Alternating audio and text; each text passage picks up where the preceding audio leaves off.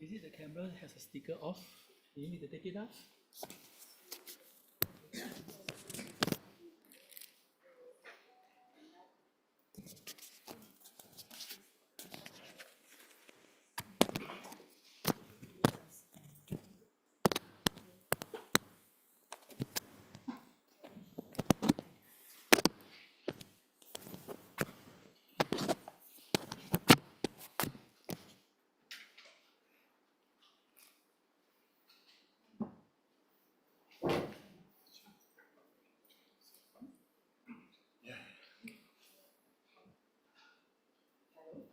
Testing. Hi everyone, can you hear me? Yes. Welcome to Tibetan Buddhist Center. Thank you. Many familiar faces, brothers and sisters, thank you for being here again today after a long while. We have not had many classes this year, and we're very fortunate to be able to host a month of exhibition. And we also have the privilege to have Salim Pongko Rinpoche to with us this time for a month. Who was with us last year? Yay! Please welcome Rinpoche. And as you may have seen that we have released our communication over this 1 week, and we start this teachings. We have 4 days of teaching on stages of Bardo, and then followed by new name. Have you all received our communication? So we'll be doing 3 sets of new name starting this weekend, followed by the next weekend, which the second weekend is the National Day weekend, and then the third one. Right? We just sent out the communication just this morning.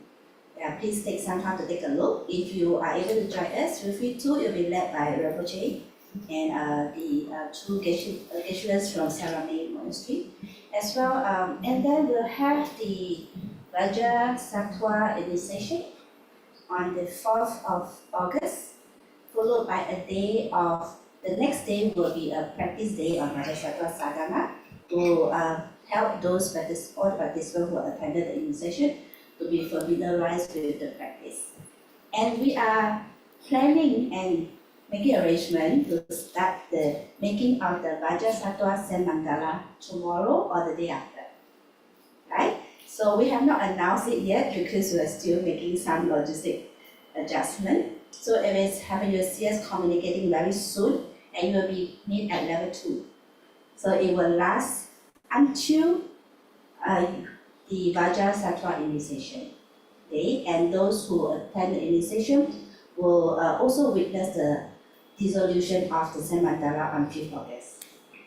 Then after that, we will also have the Medicine Buddha initiation. I'll request Rinpoche to share a little bit later on why we are doing the Medicine Buddha initiation. It was one of the main deity of Saramay Monastery where Rinpoche is very close to, so he wished to confer this initiation. And then we will be having more talks on Amitabha, how to go to Amitabha Pyramid, right, in that. And then followed by another, the last week is an open week. We have not finalized any topic. It depends on what is all you want to hear and want to know more or have topic discussion, then we may finalize it and then share. Yeah, so it's really a FAQ topic of this discussion on a certain topic that's of interest. Right. So once again, we're very honored to have Rinpoche here with us to commemorate. This year is Sonia's 90th birthday. It's here to join us in this celebration as a part of this bigger celebration that we will be having in Dharamsala in September. You may have heard from your friend, and this year is not a public event, and if you wish to join us, please reach out to us. We'll extend the invitation for you to join us in September. We're doing a 90th birthday celebration for His Holiness in Dharamsala, and together with 9 other Southeast Asian countries and South Korea, an event to, the first time we'll be doing a long life offering. and together, and also a cultural performance from at least 6 Southeast Asian countries. We hope to have your support. It's not something that we've done before, so we're actually quite nervous and and I will try to do what we can to, to really thank you our guru for his lifelong wisdom and compassion to us, to the world, and beyond. Right. Last but not least, welcome Refuge. Thank you very much.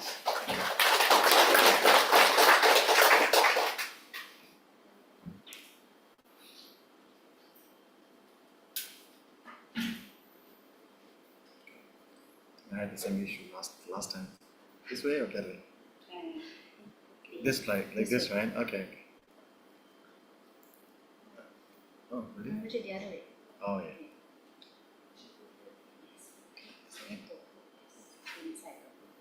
Can you go in? I think it's this way. This way? Yeah. Okay, sorry. Yeah, it's that one. Yeah. I had the same issue last year too. Yes.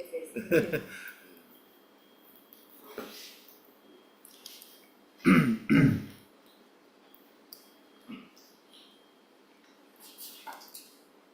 you have like a prayer book usually for starting a session? Is there? This one? This one? Which one I know better than?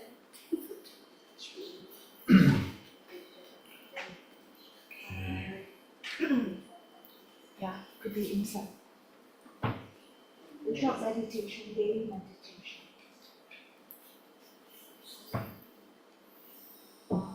This one. So,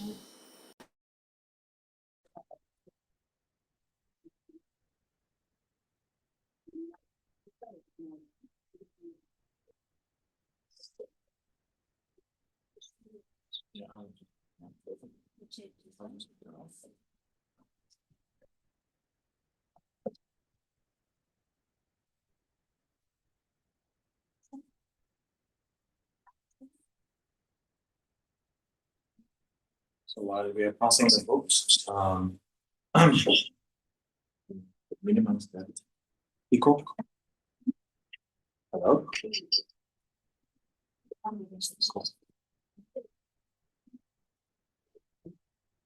Equal from just I think the decrease the volume on from the laptop. Hello. Yeah. Good. Thank you.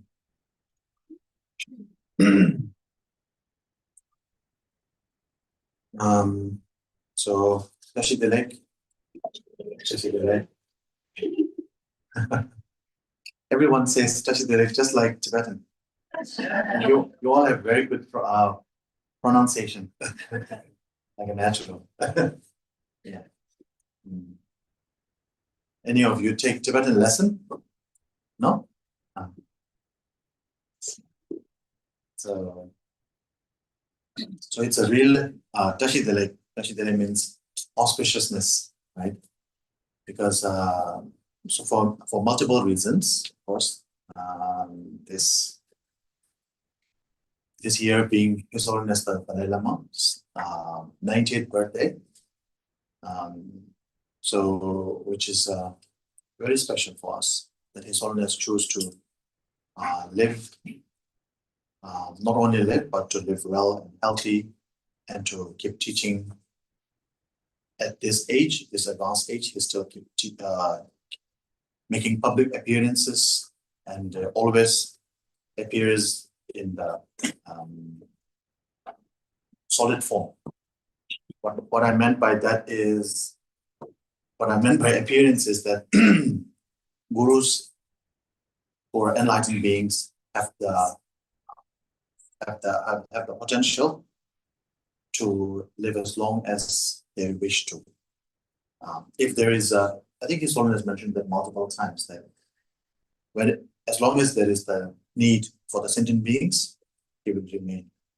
So I think his most favorite prayer is, as long as space remains, I will also remain to dispel the suffering. So, and we all need him, right? And we need him, and he is listening to us.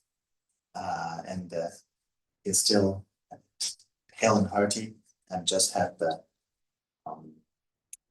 his 90th birthday celebration. And just like Vanilla mentioned, we will be celebrating from the Southeast Asian side in Dharamsala in September. Is it September? September. So that's a very precious occasion. And then the second one is that I'm very happy myself to be able to make this trip to return and to continue to teach. Last year, I had a short we had a short session, couple of teachings, etc. There was this talk about doing a longer session, retreat, and initiation, all that. So I'm glad that I'm able to live up to the commitment. So we will have a retreat, and we will have the New Year retreat, and then we will have 2 initiations. So the first initiation is that of the Vajrasattva. We will be making the mandala tomorrow. So start making the mandala from tomorrow or day after. The Vajrasattva, as you all know, is for purification. And as we believe in life after death, because there's life after death, there is a life before this as well. That means there's a past life. Just as there's future lives, there's past lives.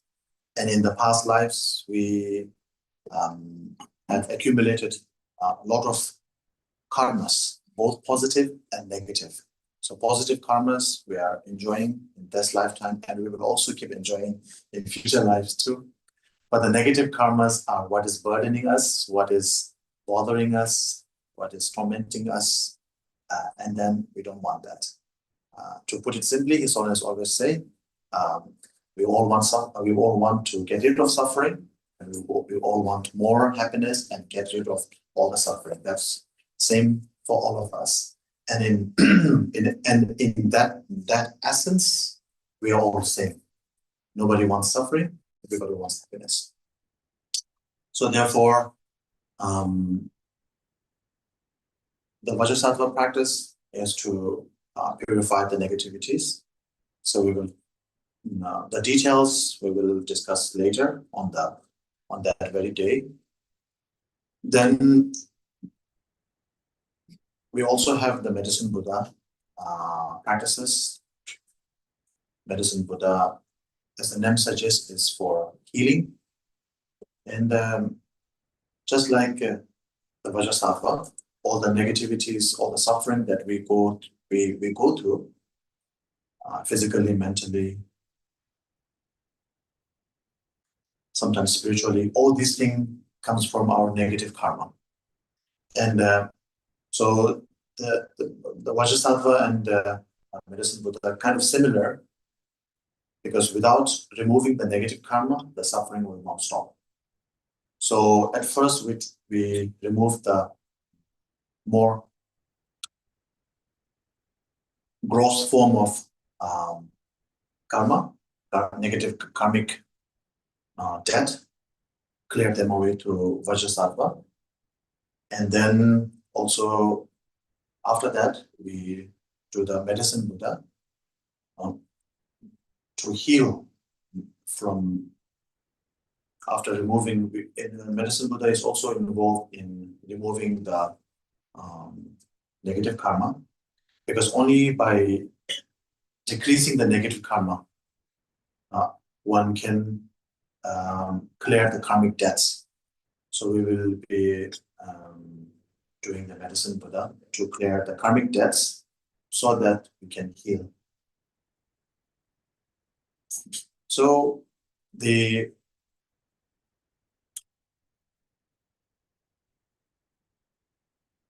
our main goal in life, of course, is to, as a Buddhist, the main goal should be enlightenment. But enlightenment, of course, does not come this lifetime right away that easily.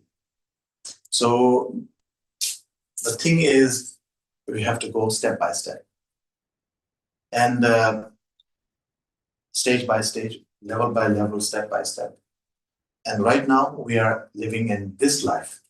And in this life, this life itself, there is a lot of hardship, right?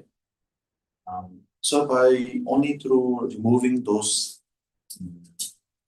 by decreasing the hardship that we are facing in this lifetime, it will become more convenient for us to practice more efficiently so that we can achieve enlightenment sooner.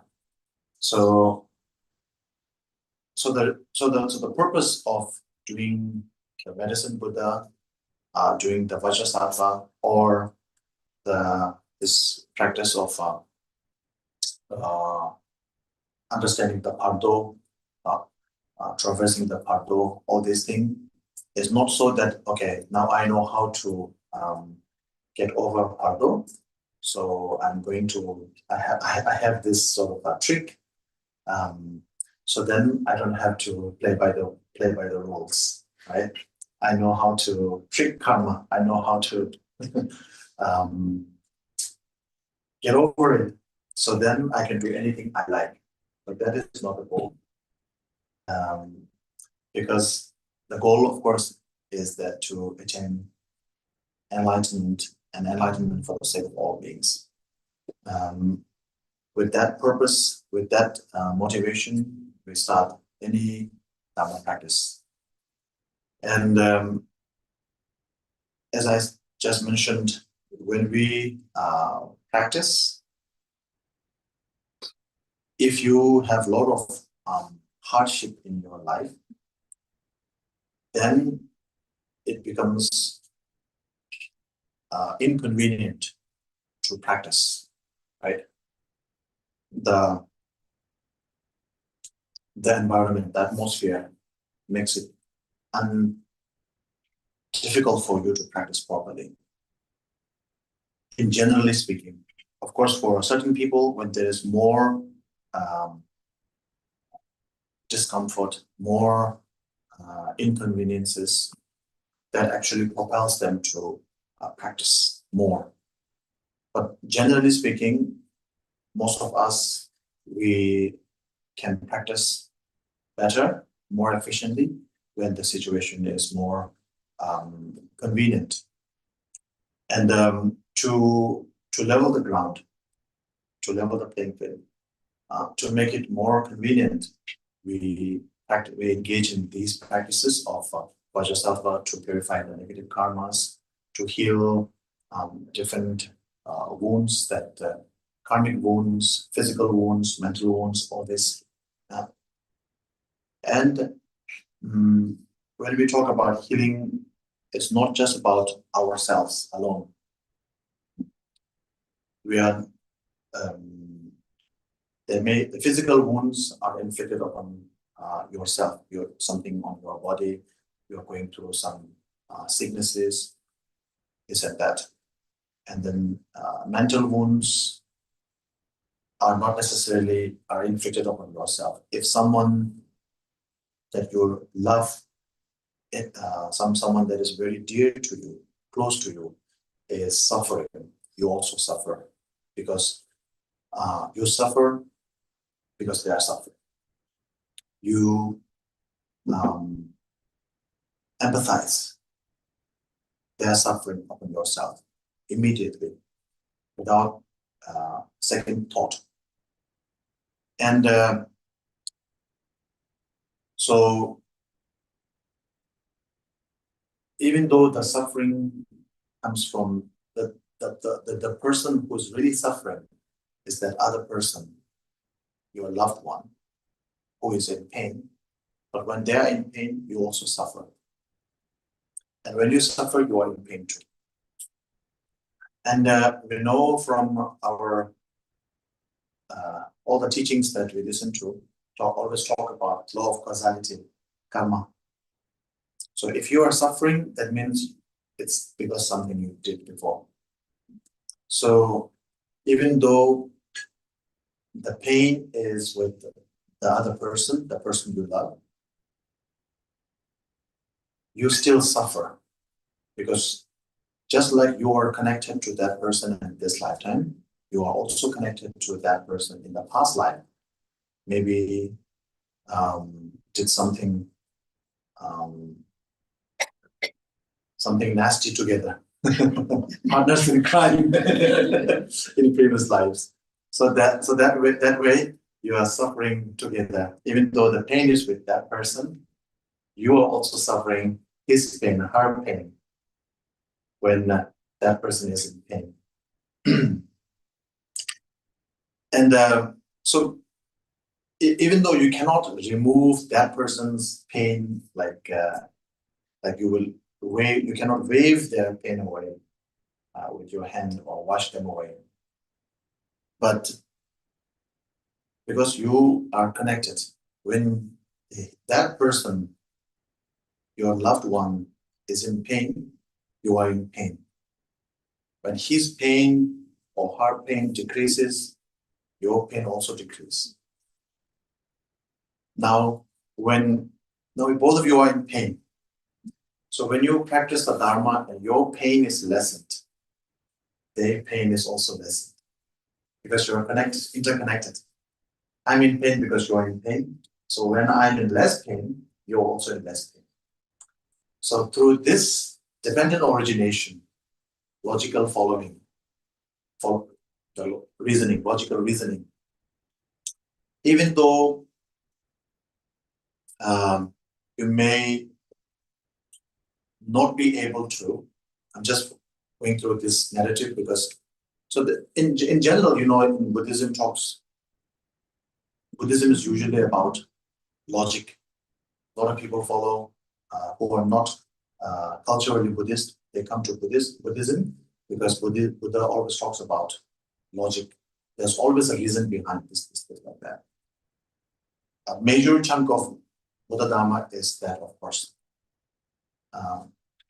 But then there is also what we can say non-logical or seemingly non-logical. There is a magical portion aspect of Buddhism too, what we usually call Tantra, Vajrayana. So any astounding thing that you do not have a logical explanation is magical. Once you find the reason behind, then it becomes logical. So actually logic and magic, not that big difference. So it's just, there's a veil. Once you remove that veil, it's a logic. Once you put the veil back, then it's magic. That's why we enjoy the show. We enjoy the magic, and we relish. If you can think, you can relish the logic. So anyway, in Buddhism, magic and logic go hand in hand. Even though we talk mostly about logic more than magic, or magic more than logic, depending on what the situation, place, region, whatever this and that. Anyway, coming to the point. So when we, this is, the reason I'm talking about this is because when we do our practice, okay, if you are in pain, if you are suffering, there's a good reason to do that practice. Oh, by doing my practice, my pain decreases, suffering decreases, karmic debt is cleared, this and that. But how can it help the person that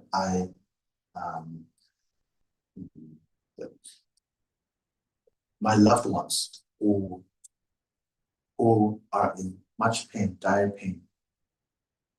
Logical reasoning is because when you practice and you become a happier person, your burden is lightened. The person you love also feels the same. They could also feel it, and their pain is also lightened. A lot of time we see people who are in pain, elderly, sickly, sick, long time. What do you call a person who's sick for a long time? Chronic, right? Chronic, right? So chronic patient. A lot of time they tell you, just let me die.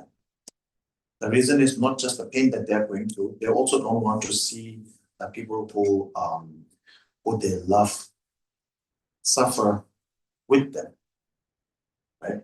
So they just let me go. So you can, from that, you can understand that the sick person doesn't want you to suffer for them. I'm in pain, that's okay. I don't want you to be in pain because I'm in pain. So vice versa, if you are happy, I will be happy. The logic follows. Even though I'm I'm in pain, I can endure it. If you don't have to endure this, if you don't have to suffer, I can endure this pain, right? That's the logic. When the chronic patient says, just let me go. So that means when you are feeling better, that person can also derive the happiness from you.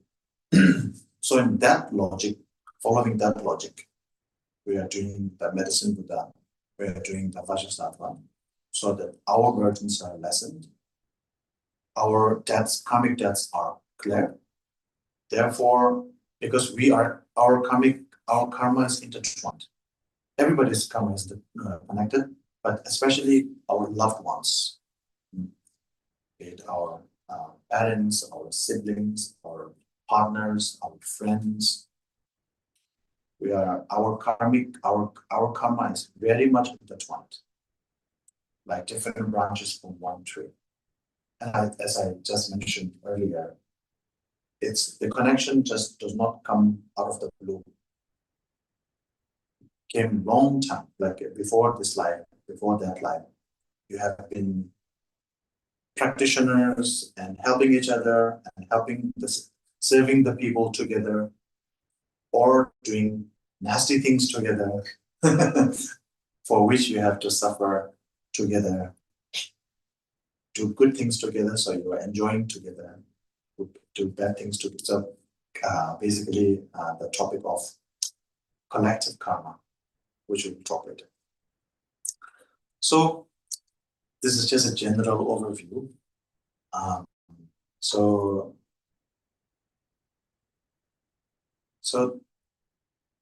I just want to acknowledge the fact that all of you have come to attend this teaching, to learn about the Bardo, to learn about. I understand that some of you will be in certain classes and some of you will be in other classes.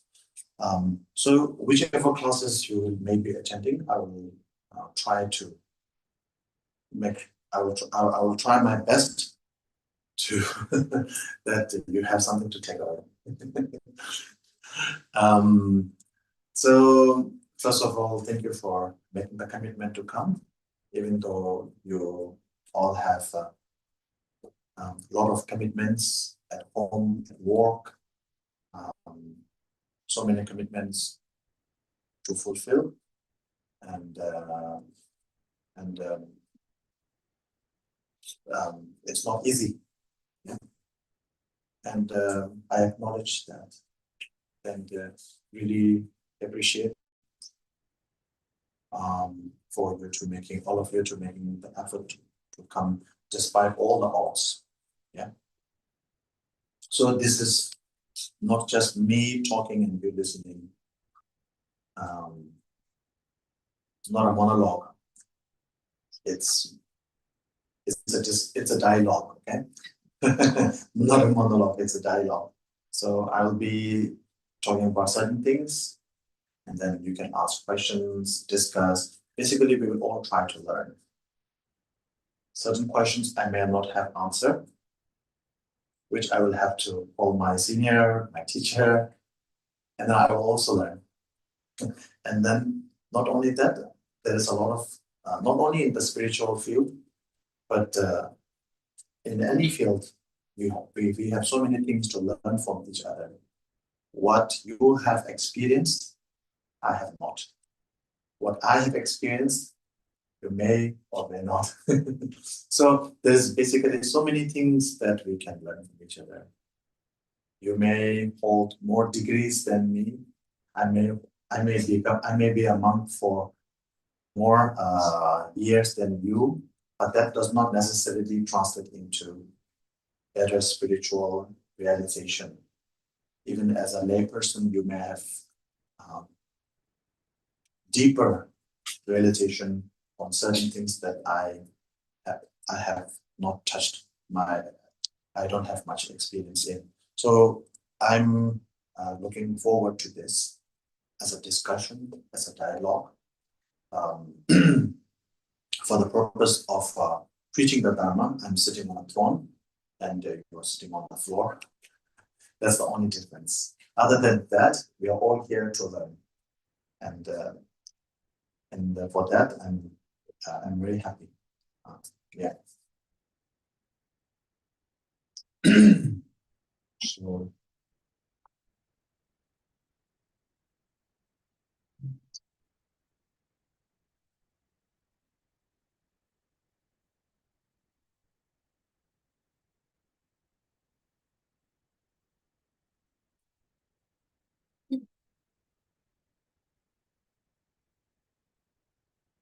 So we start from page 4. Page 4, page 5. I think page 4 and 5 is good enough. And then we will go to page 3 for the blending, the essence of the Tibetan origination mantra. Yeah. So page 4, 5, and 3. Page 4, I will first recite in Tibetan, and then we will do in English. Yeah. I think you all know the Sangye, right? Yes. Sangye Chana, Soye Chana, Janju, Ado, Nani, Yapsu, Nani, Zinzo, Gebe, Sanan, Jola, Meji, Sangye, Joga, Shu, Sangye Chana, Soye Chana, Janju, Ado, Suji, Nani, Zinzo, Gebe, Sanan, Jola, Meji, Sangye, Joga, Shu, Sangye Chana, Soye Chana, Janju, Bardo, Nani, Yapsu, Nani, Zinzo, Gebe, Sanan, Jola, Meji, Sangye, Joga, Shu. I go for refuge until I'm enlightened to the Buddha, the Dharma, and the Sangha. By my acknowledgement of the practice of healing and so forth, may I become a Buddha to benefit all sentient beings. Inspired by wisdom and compassion, today in the Buddha's presence and generate the mind of full awakening for the benefit of all sentient beings. With the wish to free all beings, I shall always offer refuge to the Buddha, Dharma, and Sangha until I reach full enlightenment. Inspired by wisdom and compassion, today in the Buddha's presence, I generate the mind of full awakening for the benefit of all beings. I go for refuge to the Triple Chain. I confess my negativities individually. I rejoice in the rituals of all beings. I hold the precious Buddha in my heart. Due to the merits of these virtuous actions, may I quickly attain the state of the Buddha and lead all beings without exception into that enlightened state. May the Supreme Bodhicitta that has not arise and grow, and may that which has arisen not diminish but increase forevermore. Dedicate the merits and scaling toward the realization of the deeds and the prayers of all Buddhas and Bodhisattvas of the three planets, and to the upholding of the Dharma of teaching and revelation. May I in all lives, through the force of this merit, never separate from the four worlds and higher level, and accomplish all the stages of the path, enunciation, bodhicitta, perfect view, and the two stages. So page 3.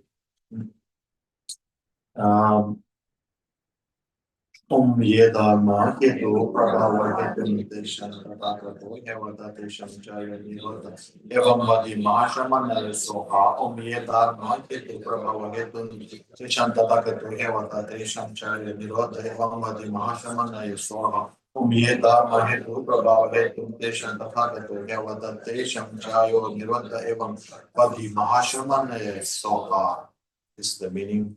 All phenomena arise from causes. The causes are taught by Tathagata. The cessation of the causes as well is taught by the great seer. This is the meaning of that mantra. Thank you.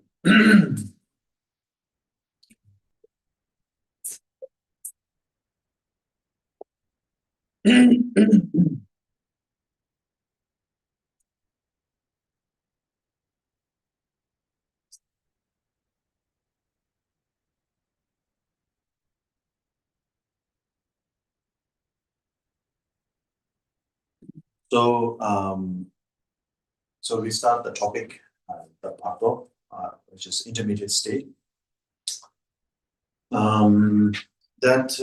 So I choose to go by a book, so that I'm not steering off the, so that I'm not spewing just everything that comes in my mind. So I'll try to stick with the book. So the book is known as Bardo Tang Drill. So Bardo, Tang is a chasm, like the edge that you can fall, a chasm. So Jal is to liberate. So the Bardo Changjul is a supplication. The supplication prayer to liberate from the chasm of Bardo.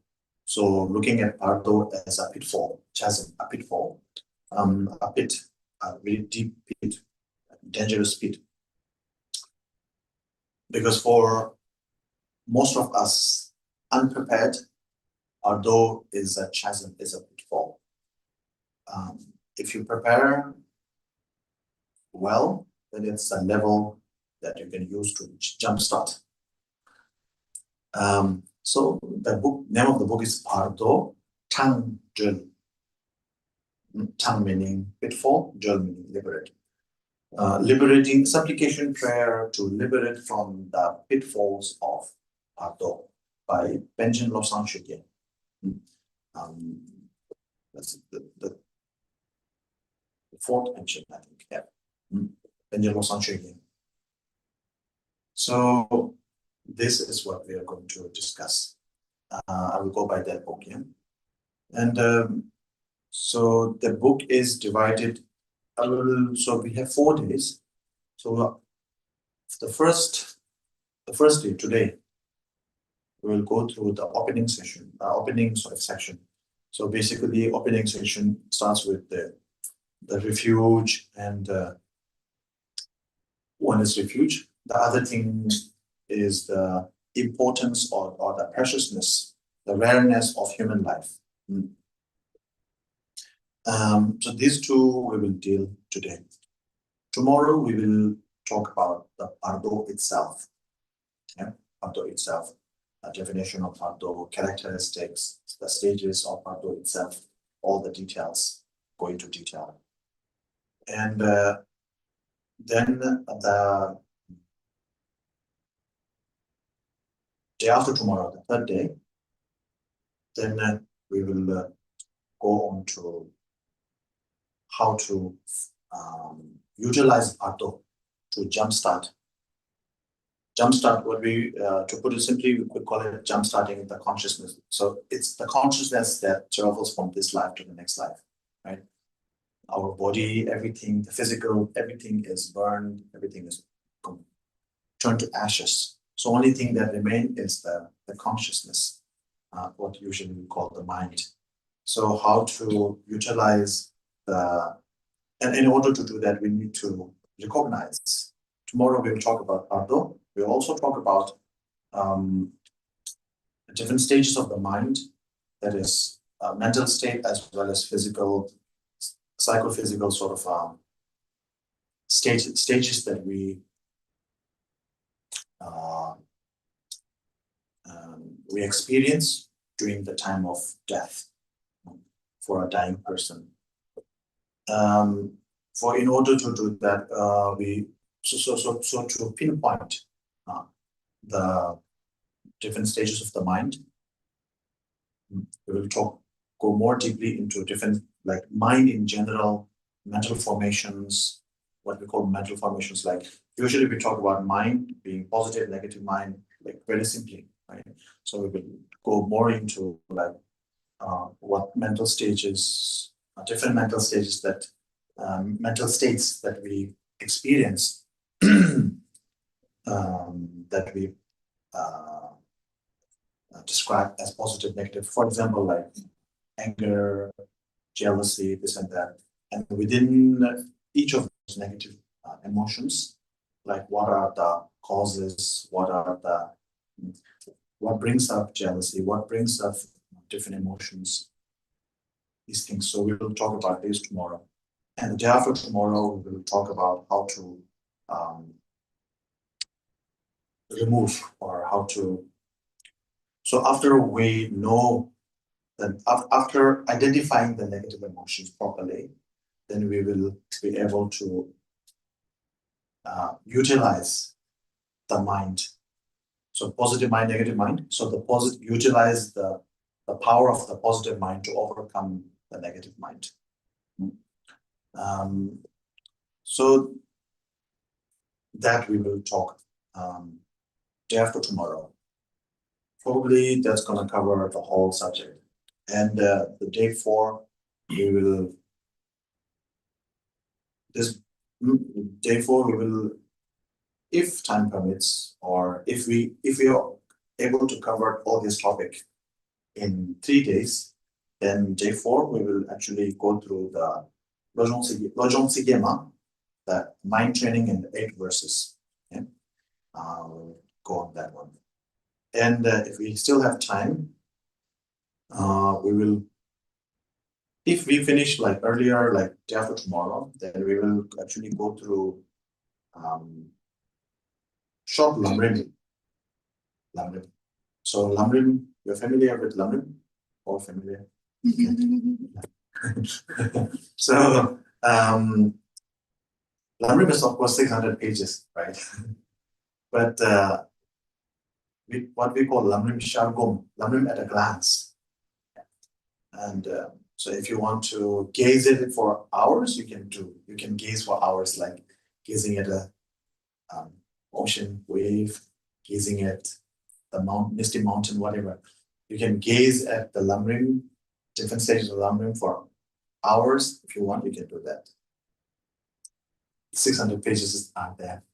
Or if you want to just have a glance, we will do the glancing within a few 2-3 minutes.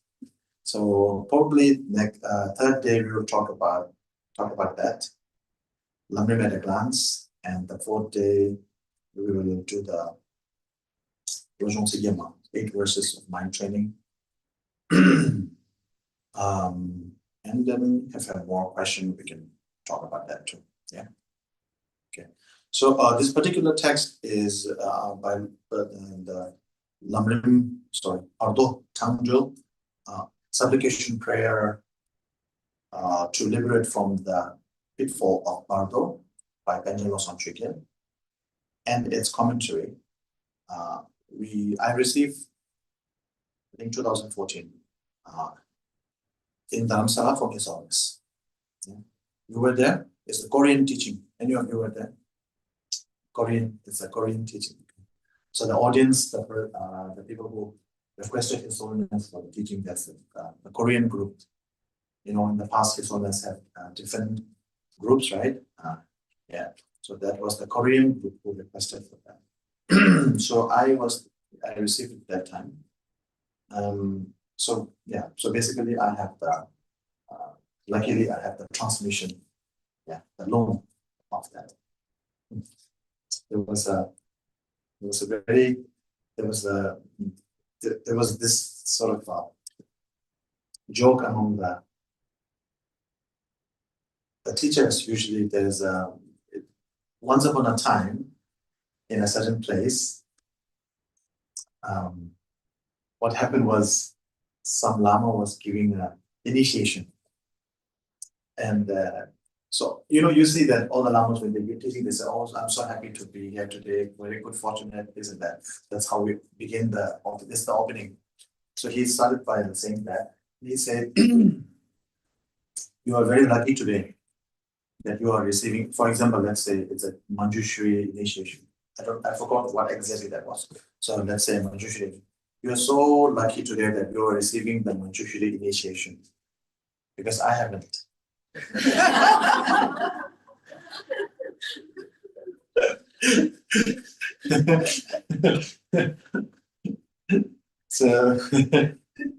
So, fortunately, that is not the case today. So, you are receiving the Bardo Tangdil, the liberation from Bardo, the pitfall of Bardo, not only in the commentarial form for myself, but also the transmission which I received from His Holiness. Unfortunately, I forgot when His Holiness received that himself, but that doesn't matter because we have a reliable source, His Holiness. Yeah. Yeah.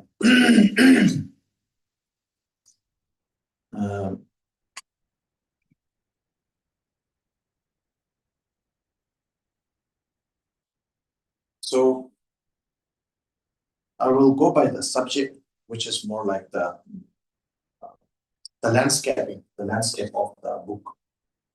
The landscape of the book. I will skip the small details like small details. I will skip the important one. I will cover. So those of you who are taking notes, you can take notes for the important books like yeah. So the first one, as I said, is on the Gyamjo, the refuge. Yeah. So those of you who want to take note, you can take note. So the first sort of segment of the book is on Gyamjo, the refuge, to the refuge. Then it's on the topic of awareness of the human life. So the meaning, the meaningful human life. That is the sort of the first section. And the second section is, because this is a supplication prayer. Yeah, it's in the form of a prayer, but if you follow the prayer, there's an instruction in there. You can derive the instructions from the manner in which the supplication prayer was written. So, so the prayer, so it all goes in the form of prayer. So the second segment is a prayer in relation to a dying stage. So for a person who is on a dying stage, so basically very relevant to a person who is, all of us are going to become that person one day. So an instructional supplication. So it's supplication as well as instruction. Instructional supplication or supplication manual for a dying person. So that has actually two divisions. The first one is to remove the obstacles of the path and to generate a mind that is conducive to the Dharma, a positive mindset. So to prepare a mindset that is conducive to the Dharma, and then the actual instruction on how to deal with how to deal with your mind at the time of death, at the Bardo state. The Bardo actually comes only after the death, right? When you are dying, you are not at Bardo. So we are praying for the Bardo state when you are dying, right? Then on how to not face extreme pain at the time of death. So extreme. So this is the term used. So extreme pain basically means when you are dying at the time of death, at the time of death, when you are aware that you are dying, you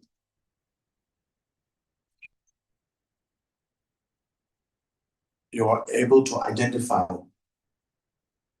different stages, which we will discuss later. So you are able to, so we learn it today, we learn it like these few days, and then at the time of death, you'll be able to recognize those, identify and recognize those signs, which will, so the thing is, usually when you are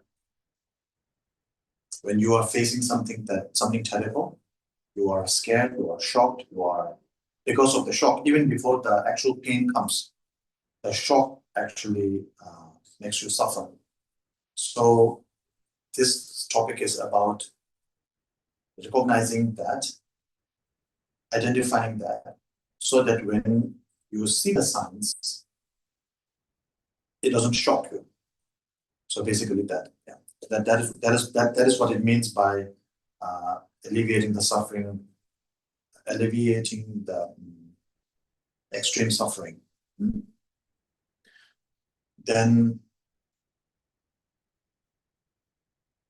clearing the confusion.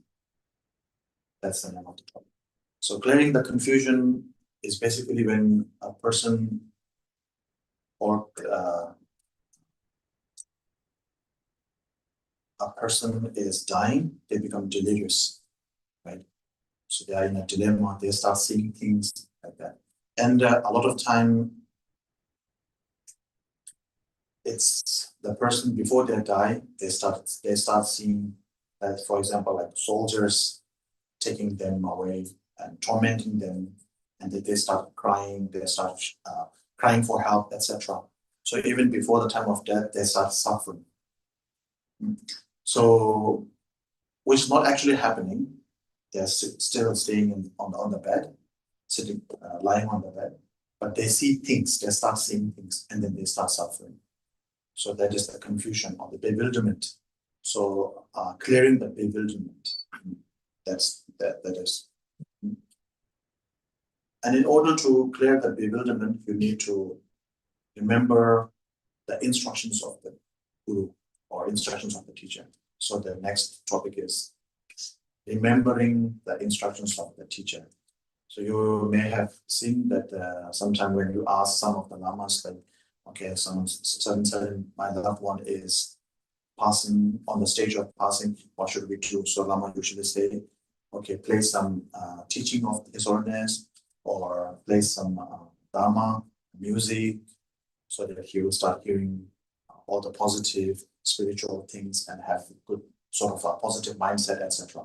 So that is, if they can remember, if they have actually heard the instructions of the guru prior to their dying stage, then they can remember them. In order to remember, you have to know first time. So remembering instructions of the guru. And then the last one is to die courageously. Yeah. To die bravely, to die courageously. So that is the main sort of that's what we're going to cover. Okay.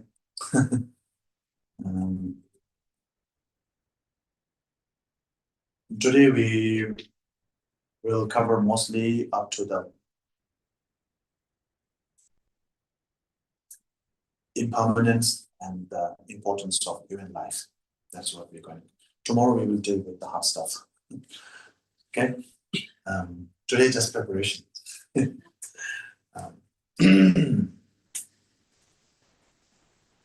Okay. So I will read in the Tibetan, so you also get the transmission. So all of you coming for the next 4 days, right? Next 3 days? Yeah. Yeah. So, right. So today, tomorrow, and 3 days. Yeah, that's what I'm saying. So all 3 next 3 days also coming. How can you be so sure? We just discussed about impermanence. Even I'm not sure.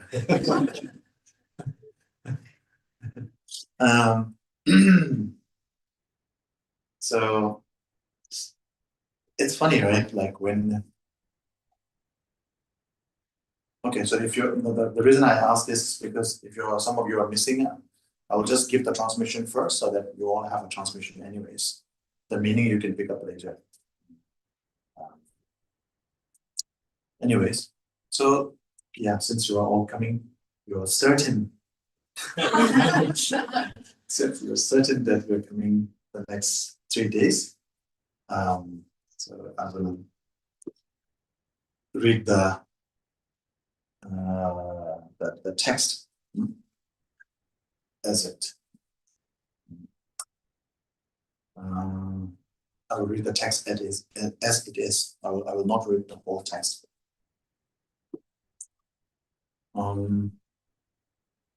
So the title, Bardo 창조기 쏠데 지줄기 빠오시죠 주시오.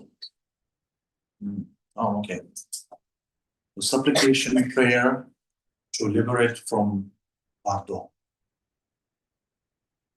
That is the purpose of the book, not the name of the book. The name of the book is Jigdul Ki Pao. Jigdul, Jigpa, fear. Dul, liberate.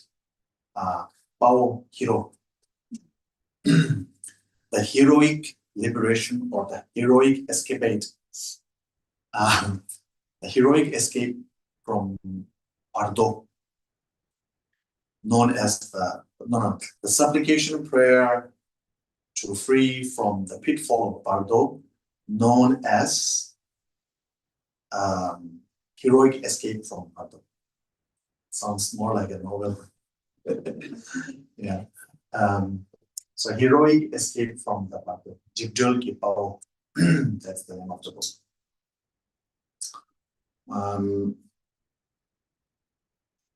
Namo Guru Manjo Kohaya. So that is paying homage to the Manjushri. Yeah. Namo Guru Manjo Kohaya. So it's said that the Dhamma consists. We usually talk about the Dhamma about 84,000 volumes. So they are segmented into 3: the wisdom path, the meditation path, and the discipline or the Vinaya path. And they are differentiated from the title, from the very opening itself, when homage is made to the Sangye and Chanju Semba. Sangye and Chanju Semba. Sangye Buddha, Chanju Semba Bodhisattva, Hamje all the Buddhas and the Bodhisattvas. So when homage is made, when you look at the opening, if there is a homage made to the Sangye, you know Sangye, right? And Chanju Semba, Bodhisattva, aspiring to become Buddha. Buddha aspirants. So Sangye la Chanju Semba Hamje la Chaseba. That means this text belongs to the meditation category.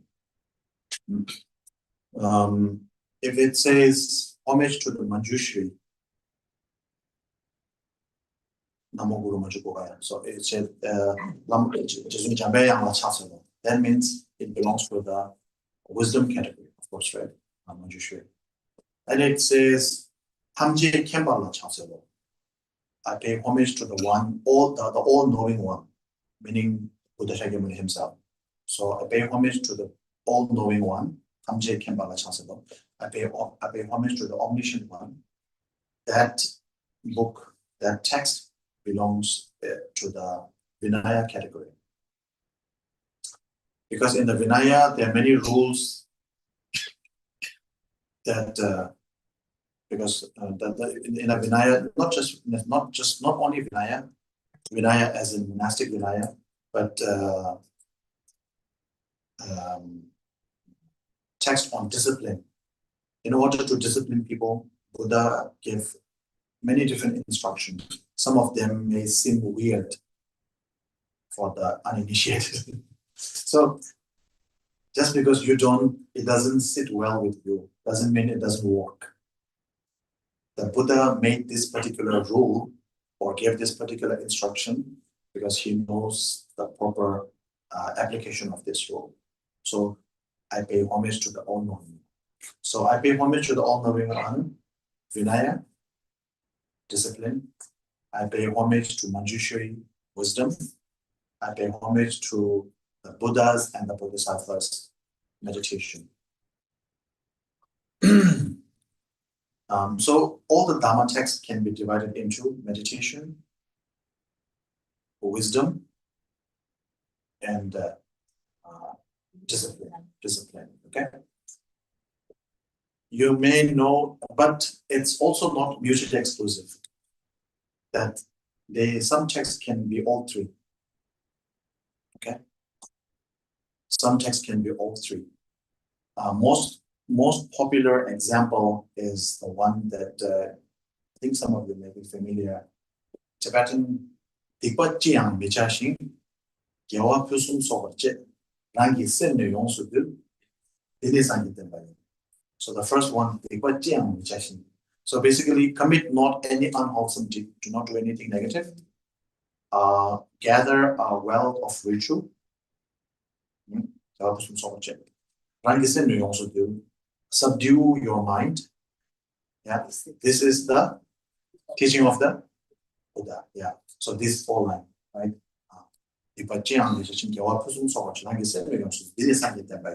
So that 4 line, this one verse, just one verse, is actually all three. It deals with wisdom. It deals with meditation. It deals with discipline. Do not do anything negative or so literally do not commit any unwholesome deed. So in order to not commit any unwholesome deed, there's physical, there's mental, there's verbal unwholesome deeds, negative deeds, right? In order not to do something, you have to know what they are. In order to avoid something bad, you have to know what that is. Without that, you will not be able to know what to avoid.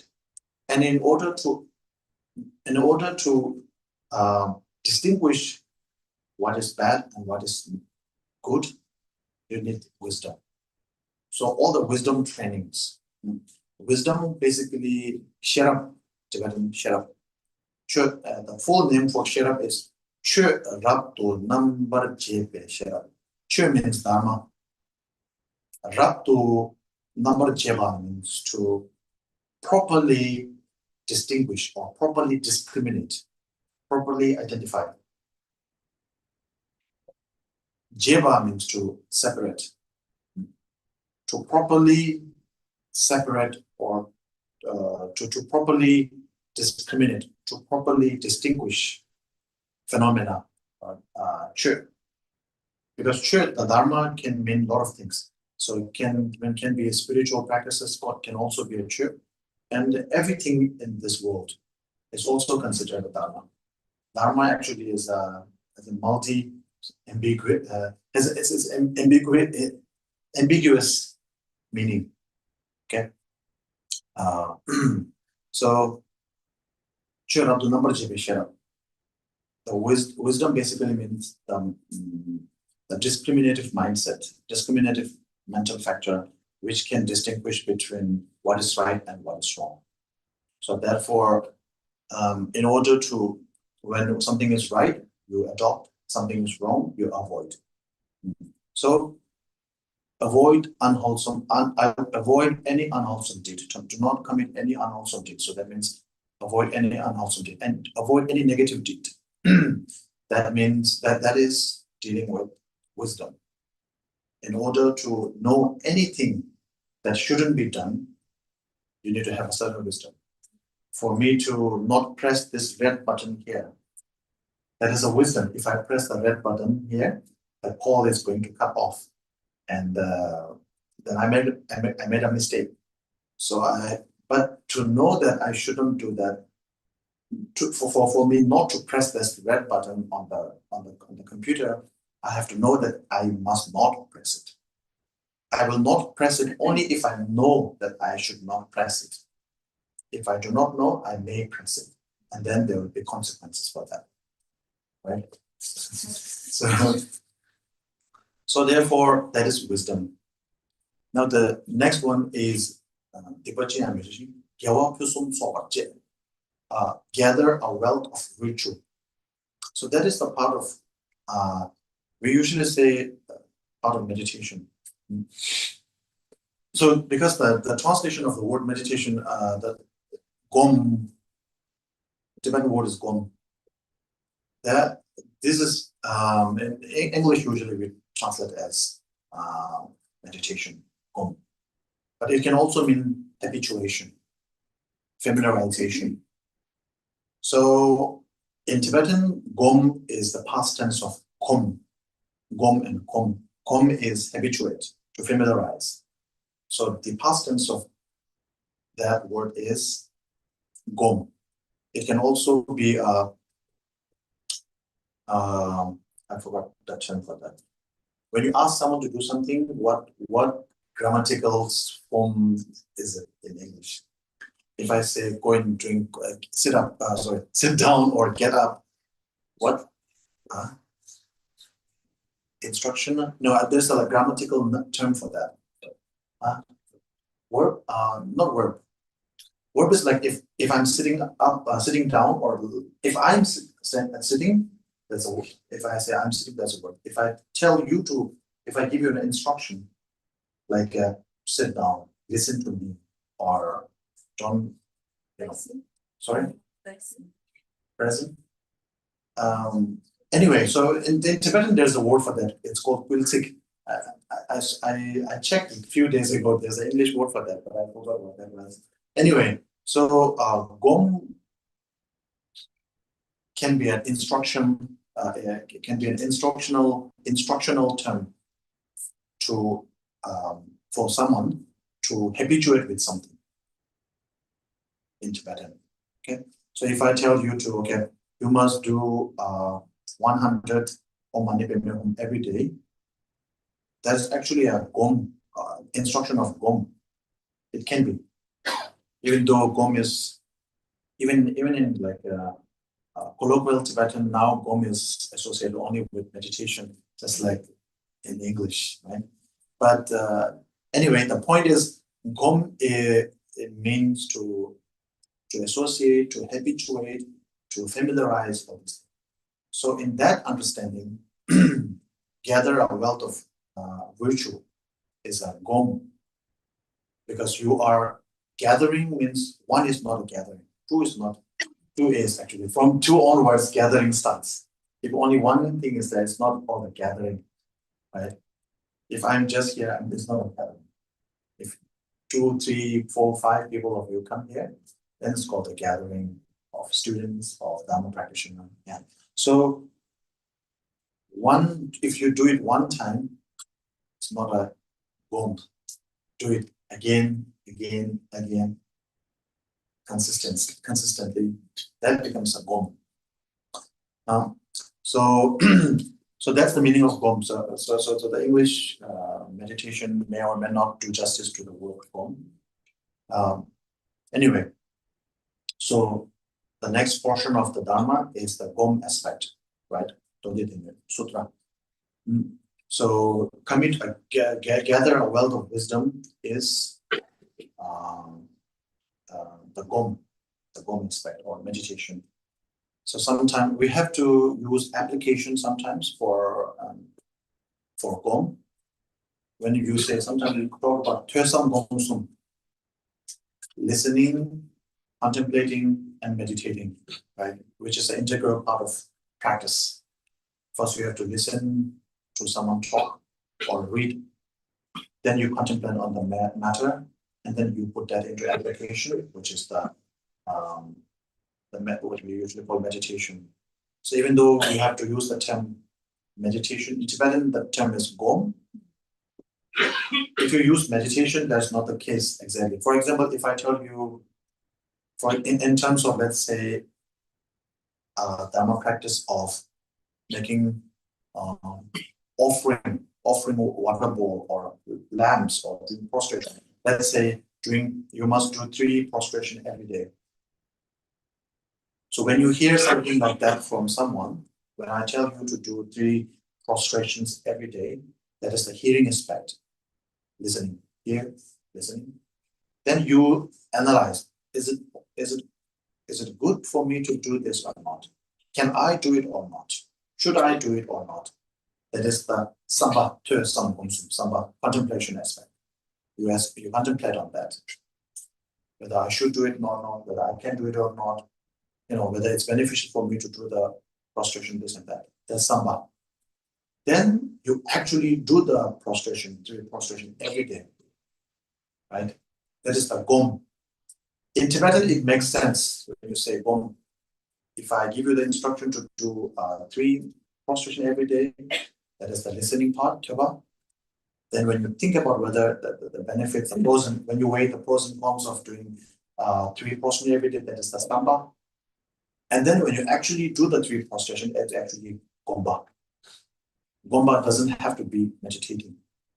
But in English, if you say doing a prostration is meditation, doesn't really sit there. You can say, oh, I can do meditation while prostrating. But prostration does not equates with meditation. I can do meditation, so it's an extra thing while doing prostration, right? But in Tibetan, the word gom can be meditation, application, habituation, familiarization. So it applies to all these things. So anyways, so in that understanding, gathering a wealth of virtue, the second line,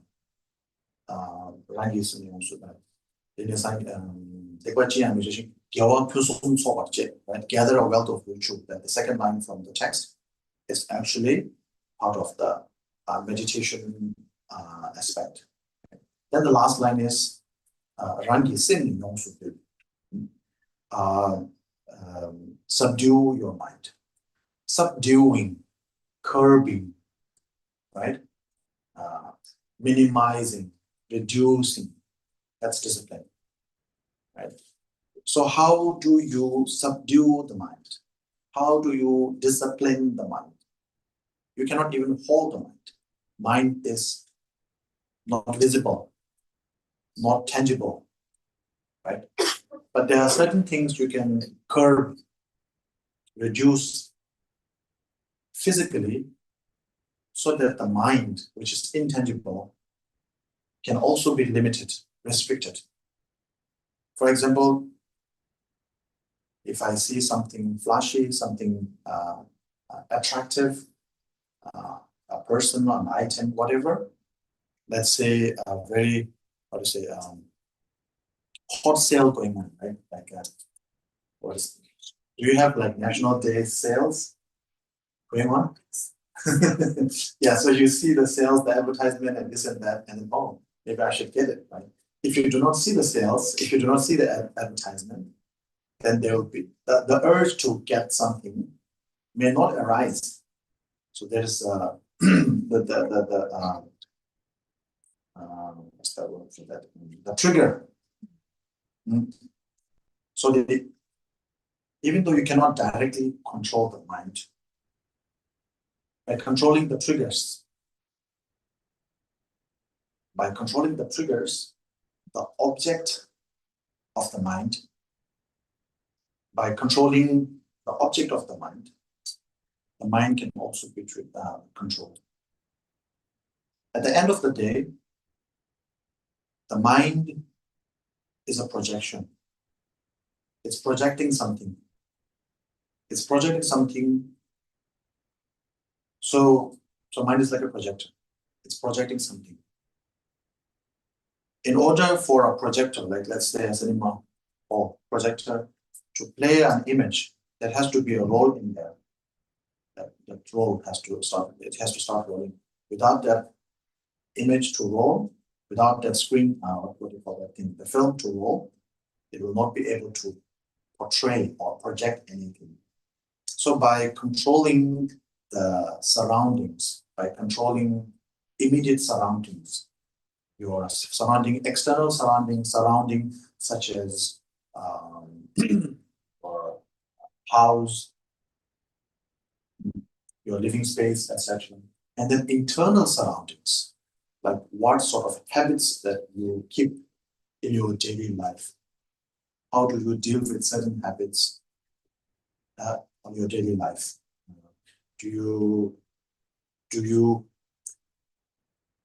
We all are human beings, right? We all are, right? Any non-human here?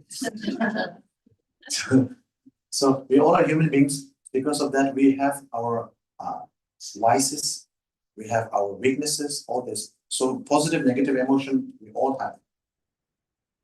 So that is same for all of us.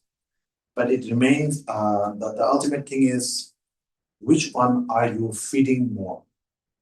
When there is a negative emotion coming, do you feed it more? If you give more food to the negative emotion, let's say one of your colleagues do something, okay, may have done in reality, maybe it's just a mental perception, mental projection.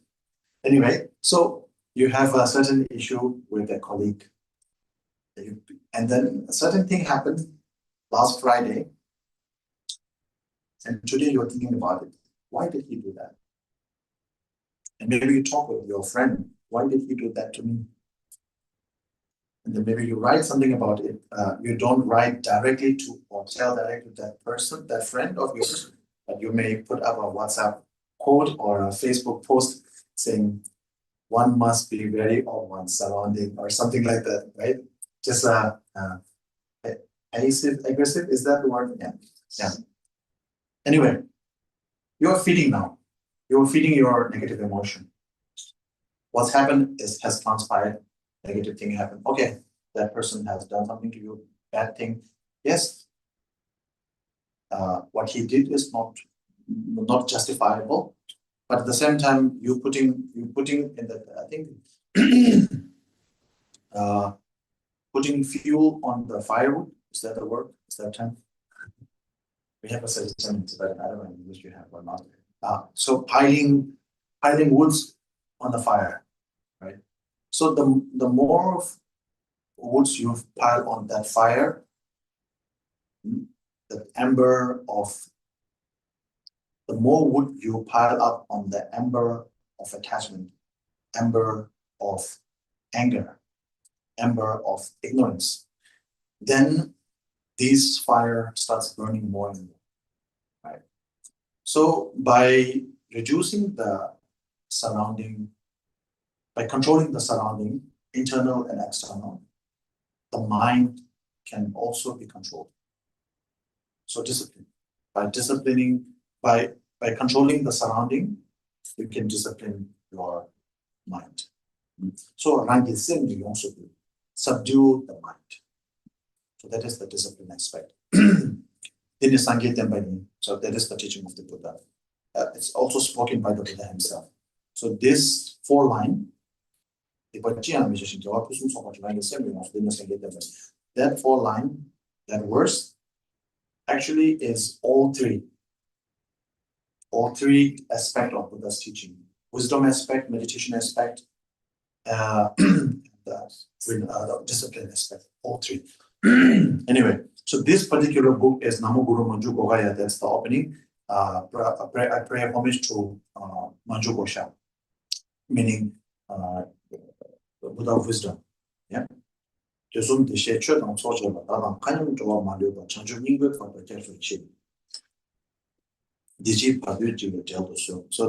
first one is homage to the Buddhas of the all 3 times, past, present, and future, and the Dharma and the supreme assemblage, the Sangha.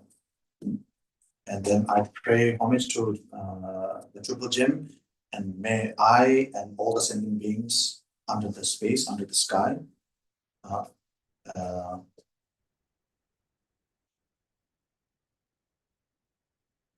seek refuge in the triple gem, and please save us from the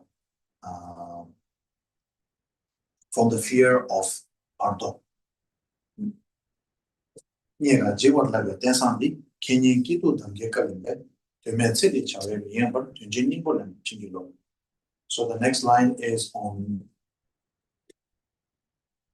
the reality of human life. 뉴바티신 사고 말류제 템베타고 이게 타마치 치워 마세 남치 참여에 오메귤러 깨워 챙기로.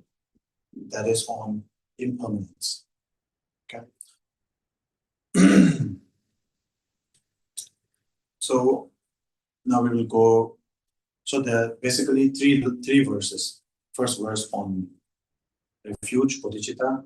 Second verse on the reality of human life, and the third is on impermanence. So basically, take refuge, and then realize how precious of a moment, how precious of an opportunity that you have received, and then to recognize that this precious opportunity will not come, it's not a common thing. It is not going to come often. So something that is rare, something that is rare to come, and something that does not last for long. So something that comes once in a while, but if it comes once in a while and stays forever, then you have nothing to worry about. The thing is, it comes once in a while, and then it just goes away in a few seconds, right? If you look at eternity, then our life is less than a second. It's less than a millisecond. If you hold the eternity as a scale, then life is the life that we have 100 years maximum. That's less than a millisecond. Even a millisecond is such a stretch. But if you look at it from the way we are living, then it looks very long. It feels long, especially when things are not going the way we want it to go. Then life seems very long. Yeah. So the first one, taking refuge.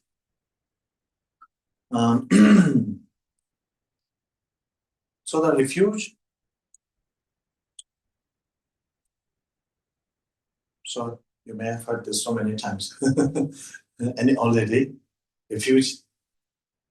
The thing is, if you look at it from one aspect, taking refuge seems kind of strange, because you think like, why do we talk about that? I mean, Buddha Dharma, Buddhist teaching is about doing everything by yourself, right?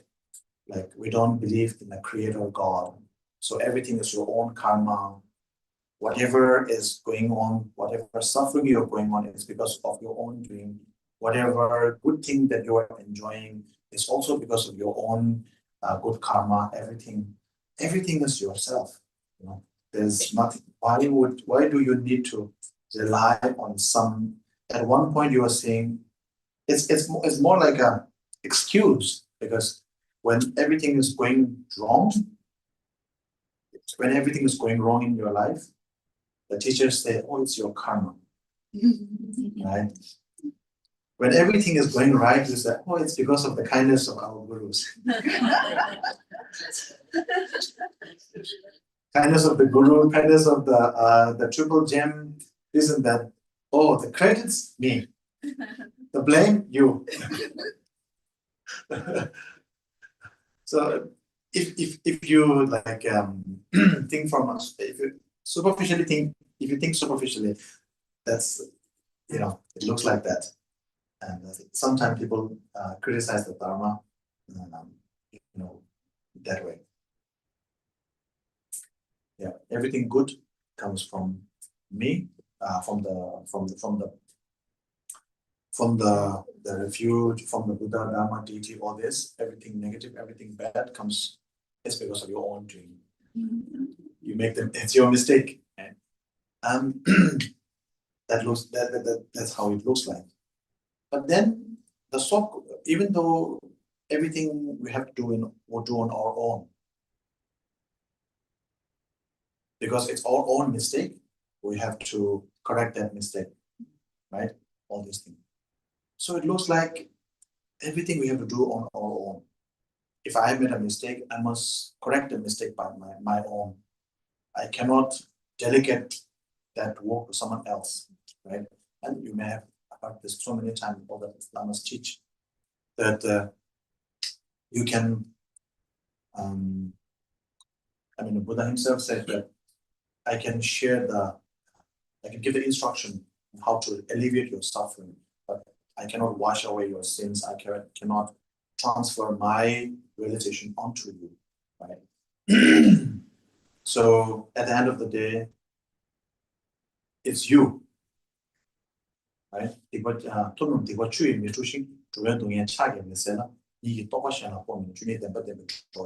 So the Buddhas cannot wash away your sufferings and sins and sufferings, and its cause, which are the sin. Buddha cannot wash away the suffering and sin. The suffering cannot be washed away or removed by my hand. You're saying that I cannot remove like that. I also cannot transfer my realizations onto you. By showing you the ultimate truth, you will be liberated. By sharing the ultimate truth which I have realized, you can be liberated. So at the end, the summary of this verse is that you have to do it on your own. I mean, you have to do it by yourself. I cannot do anything. I can only show you, right? So if you cannot do anything for me, why do I have to take refuge into you? You cannot give me your realizations. You cannot take away my sufferings. Then why should I take refuge in you? Oh, Buddha, respectfully.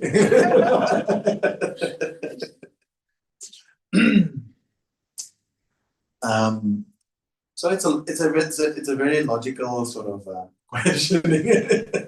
Yeah, it's very reasonable. It's very reasonable question. It's a very reasonable question.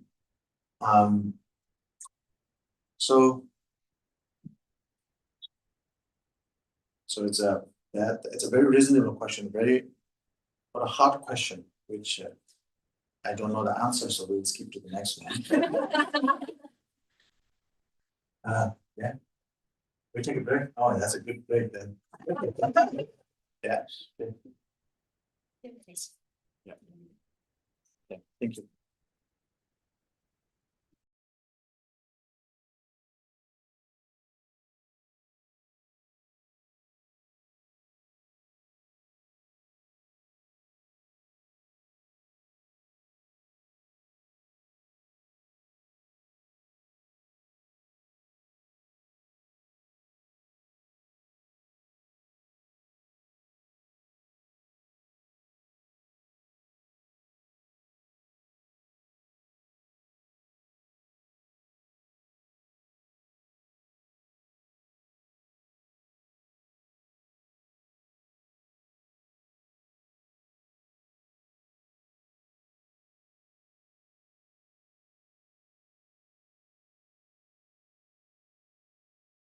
Buddha sumana bhavantu atopi sankanca sunantu vasitang tasmahi bhutani samita sambe mentang karota manusia bajaya divacaranto caharanti ye baling tasmaine kata ampamanta yang kinci bintang idwa orang wasangge suaya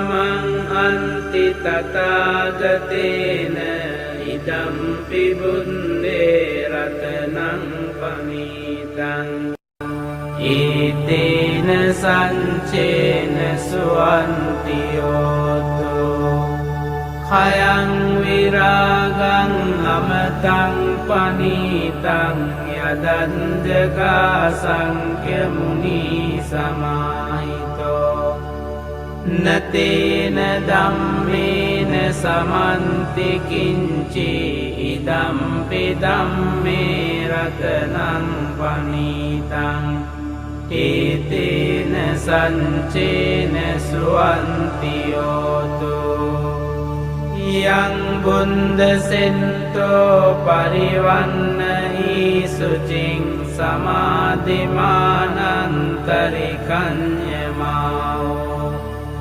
samadhinatena samona vinjati idampi dhamme ratanang panitang itena sancena suwanti hotu ye punggala anta satam pasanta chantari etani yugani onti te dankiniya sugatan sasavaka ete sudinnani mahampalani idampi sanghe ratanang panitang itena sancena suwanti yoto ye sumpayunta manasa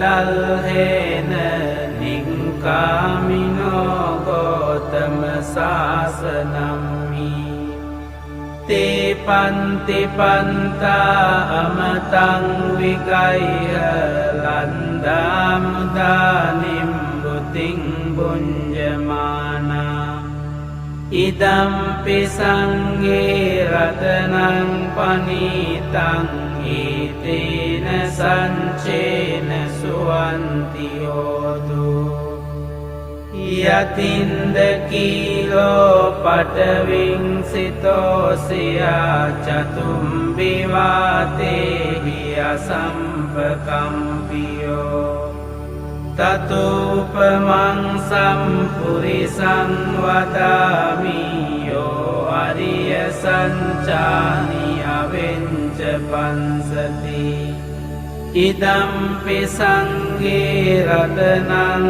panitang itena sancena suwanti hotu ye ariya sancani vibhavayanti gambhira panyena sudesitani kincapi te honti pusampamantana te bawang antamang aliyanti idampi sanghe ratanang panitang itena sancena suwanti hotu sahavan sedansana sampadaya tayan sudamma jahita bhavanti sankaya dinti vicikincitanca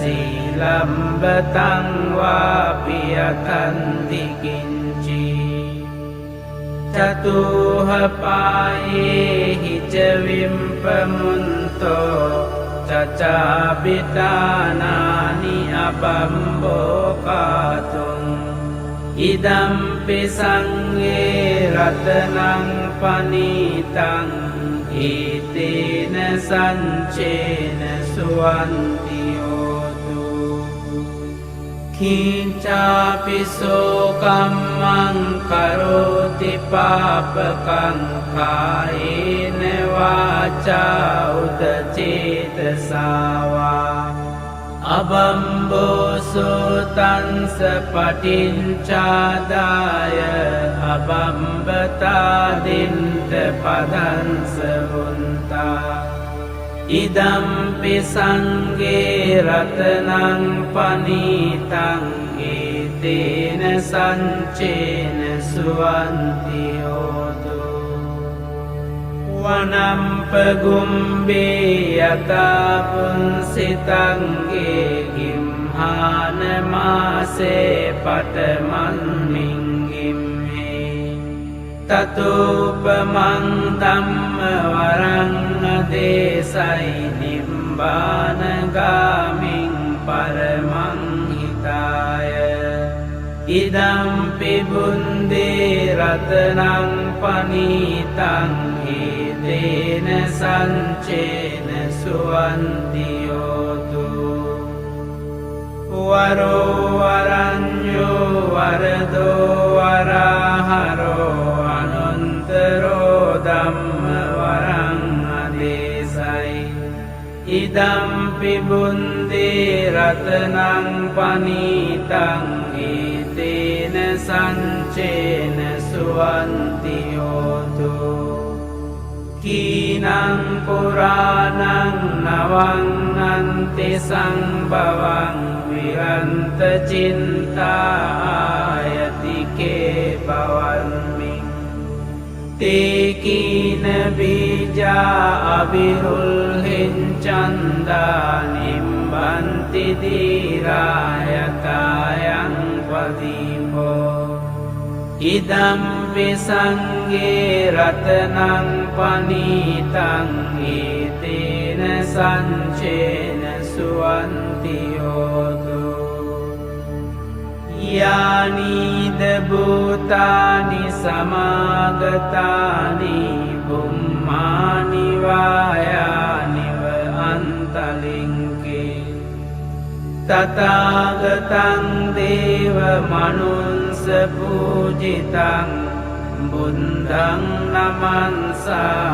suwanti hotu Yani debutani samagatani bummani vayani va antalingke Tatagatang deva manunsa pujitang dhammang namansa suwanti hotu Yani debutani samagatani bummani vayani va antalingke Tatagatang deva manunsa pujitang sanghang namansama suwanti hotu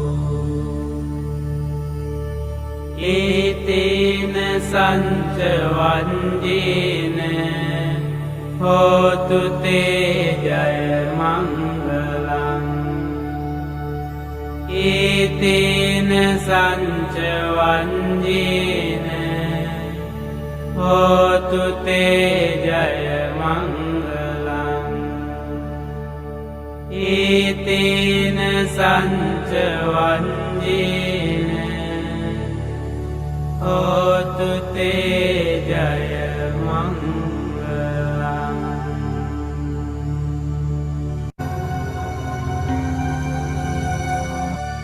Yani debutani samagatani bummani vayani va antalingke Sambeva bhuta sumana bhavantu atopi sankanca sunantu vasitang Tasmahi bhutani samita sambe mentang karota manusia pajaya Diwacaranto caharanti baling tasmahi nerang kata ampamanta Yang kinci bintang idawahorang wasangge suayang ratanang panitang Nano samang anti tatagatena idampi bunde ratanang panitang itina sancena suantiyoto khayang viragang amatang panitang yadandaka sankhya muni samahito natena dhammena samanti kinci idampi dhamme ratanang panitang itena sancena suantiyoto yang bunda sento parivanna isucing samadhimanantarikannya mau samadhinatena samona vinjati idampi dhamme ratanang panitang itena sancena suantiyoto ye punggala anta satam pasanta cantari etani yugani onti te dangkiniya sugatan sasavaka ete sudinnani mahampalani idampi sangge ratanang panitang itena sancena suantiyoto ye sumpayunta manasa dalhena ningkamino gotama sasanami te panti panta amatang wikaiha landa mudanim buting bunjamana idampi sangge ratanang panitang itena sancena suantiyoto yatinda kilo pataving sitosya catum vivate hiya sampakampiyo tatupamang sampurisang vadami yo ariya sancani avenca pansati idampi sangge ratanang panitang itena sancena suantiyoto ye ariya sancani vibhavayanti gambhira panyena sudesitani kincapi te honti pusampamantana-te bawang antamang aliyanti idampi sangge ratanang panitang itena sancena suantiyoto sahavan sedansana sampadaya tayan sudamma jahita bhavanti sankaya dinti vicikincitanca silambatang vapiyatanti kinci catuhapaye hica vimpamunto cacabitanani abambokatung idampi sangge ratanang panitang itena sancena suantiyoto kincapi sokammang karoti papakang kaena vaca udacetasawa abambosotan sepatincadaya abambatadinta padan sebunta Idampi sangge ratanang panitang itena sancena suwanti hotu Wanam pagumbi yatapun sitangge gimhana mase pataman minggim Tatupamang dhamma warang desai nibbana gaming paramang hitaya Idampi bundi ratanang panitang hidena sancena suwanti hotu Waro waranyo warado waraharo anuntaro dhamma warang adesai Idampi bundi ratanang panitang itena sancena suwanti hotu Kinang puranang nawang nanti sang bawang wiranta cinta ayatike bawanming Tikina bija abirul hincanda nimbanti dirayatayang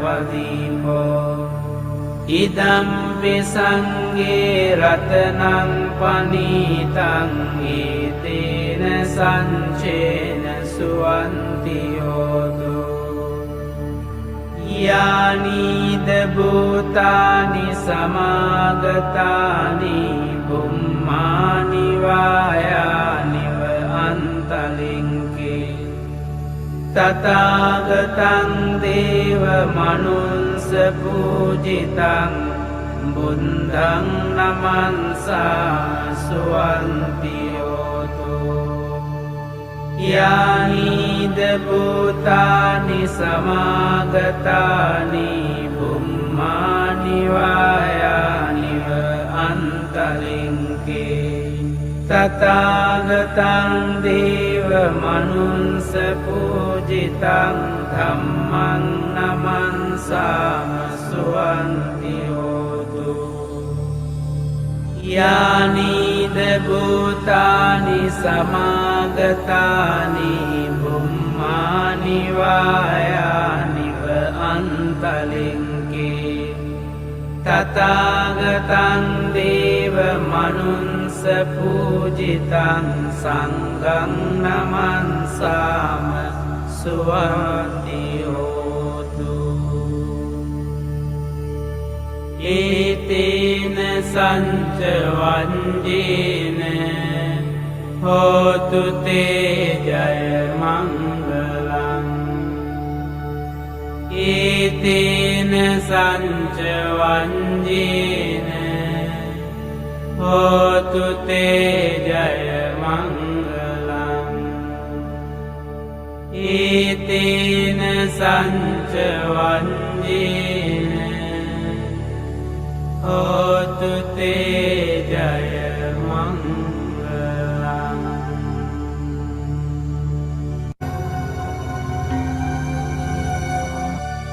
Yani debutani samagatani bummani vayani va antalingke Sambeva bhuta sumana bhavantu atopi sangkanca sunantu vasitang Tasmahi bhutani samita sambe mentang karota manusia pajaya Diwacaranto caharanti baling tasmaine rangkata ampamanta Yang kinci bintang idawahorang wasangge suayang ratanang panitang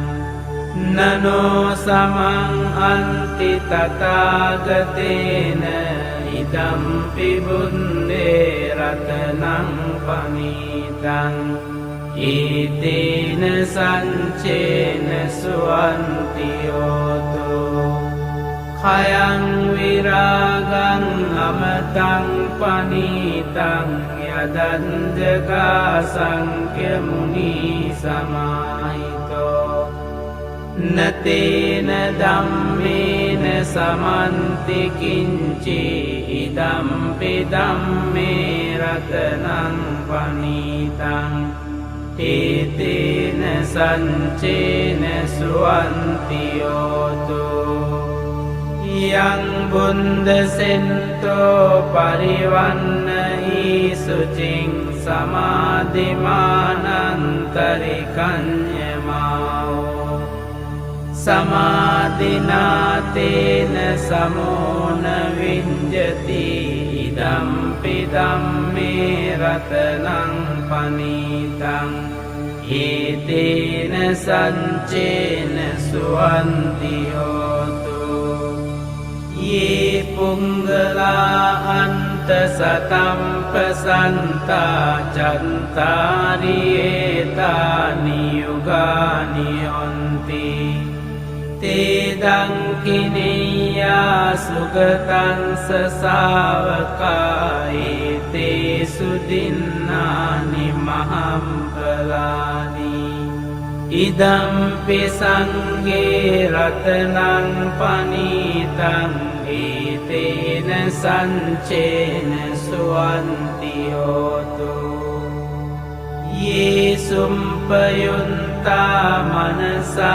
dalhena ningkamino gotama sasanami te panti panta amatang wikaya landam buting bunjamana idampi sangge. Yeah, please sit down.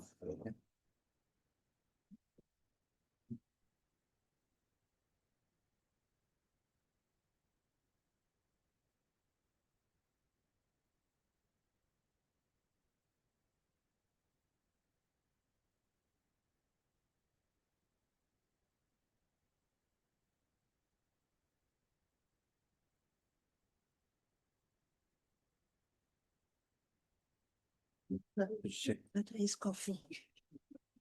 Yeah, I already had coffee. Thank you. Yeah.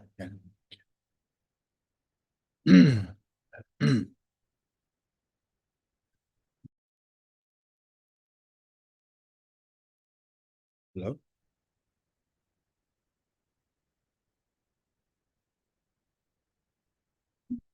Hello. Yeah, The light on? it comes, but it's not like stable. Oh, no. I have to wait. Learn patience. Now you want everything instant, right? That's the problem. Okay, so I was trying to run away because I don't have an answer. Really won't let me.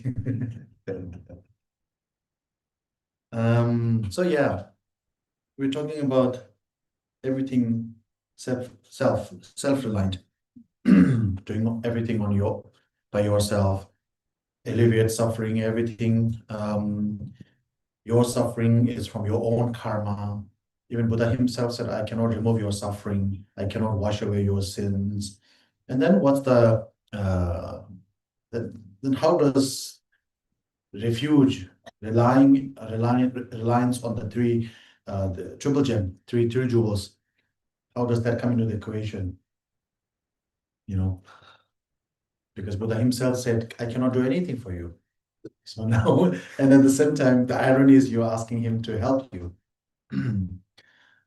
So now to understand that, even we go to something that is more relatable to us, our everyday life, especially in the modern world, especially in this country, Singapore, very advanced, and you know, the infrastructure, everything very good, public transport, everything very good. And then we we can do a lot of things on our own without relying, without disturbing others, without this and that.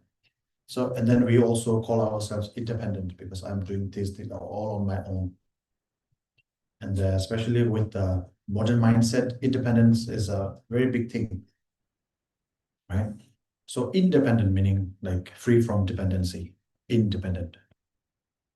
But then any independent person in the world, the most independent person in the world, is still have to rely.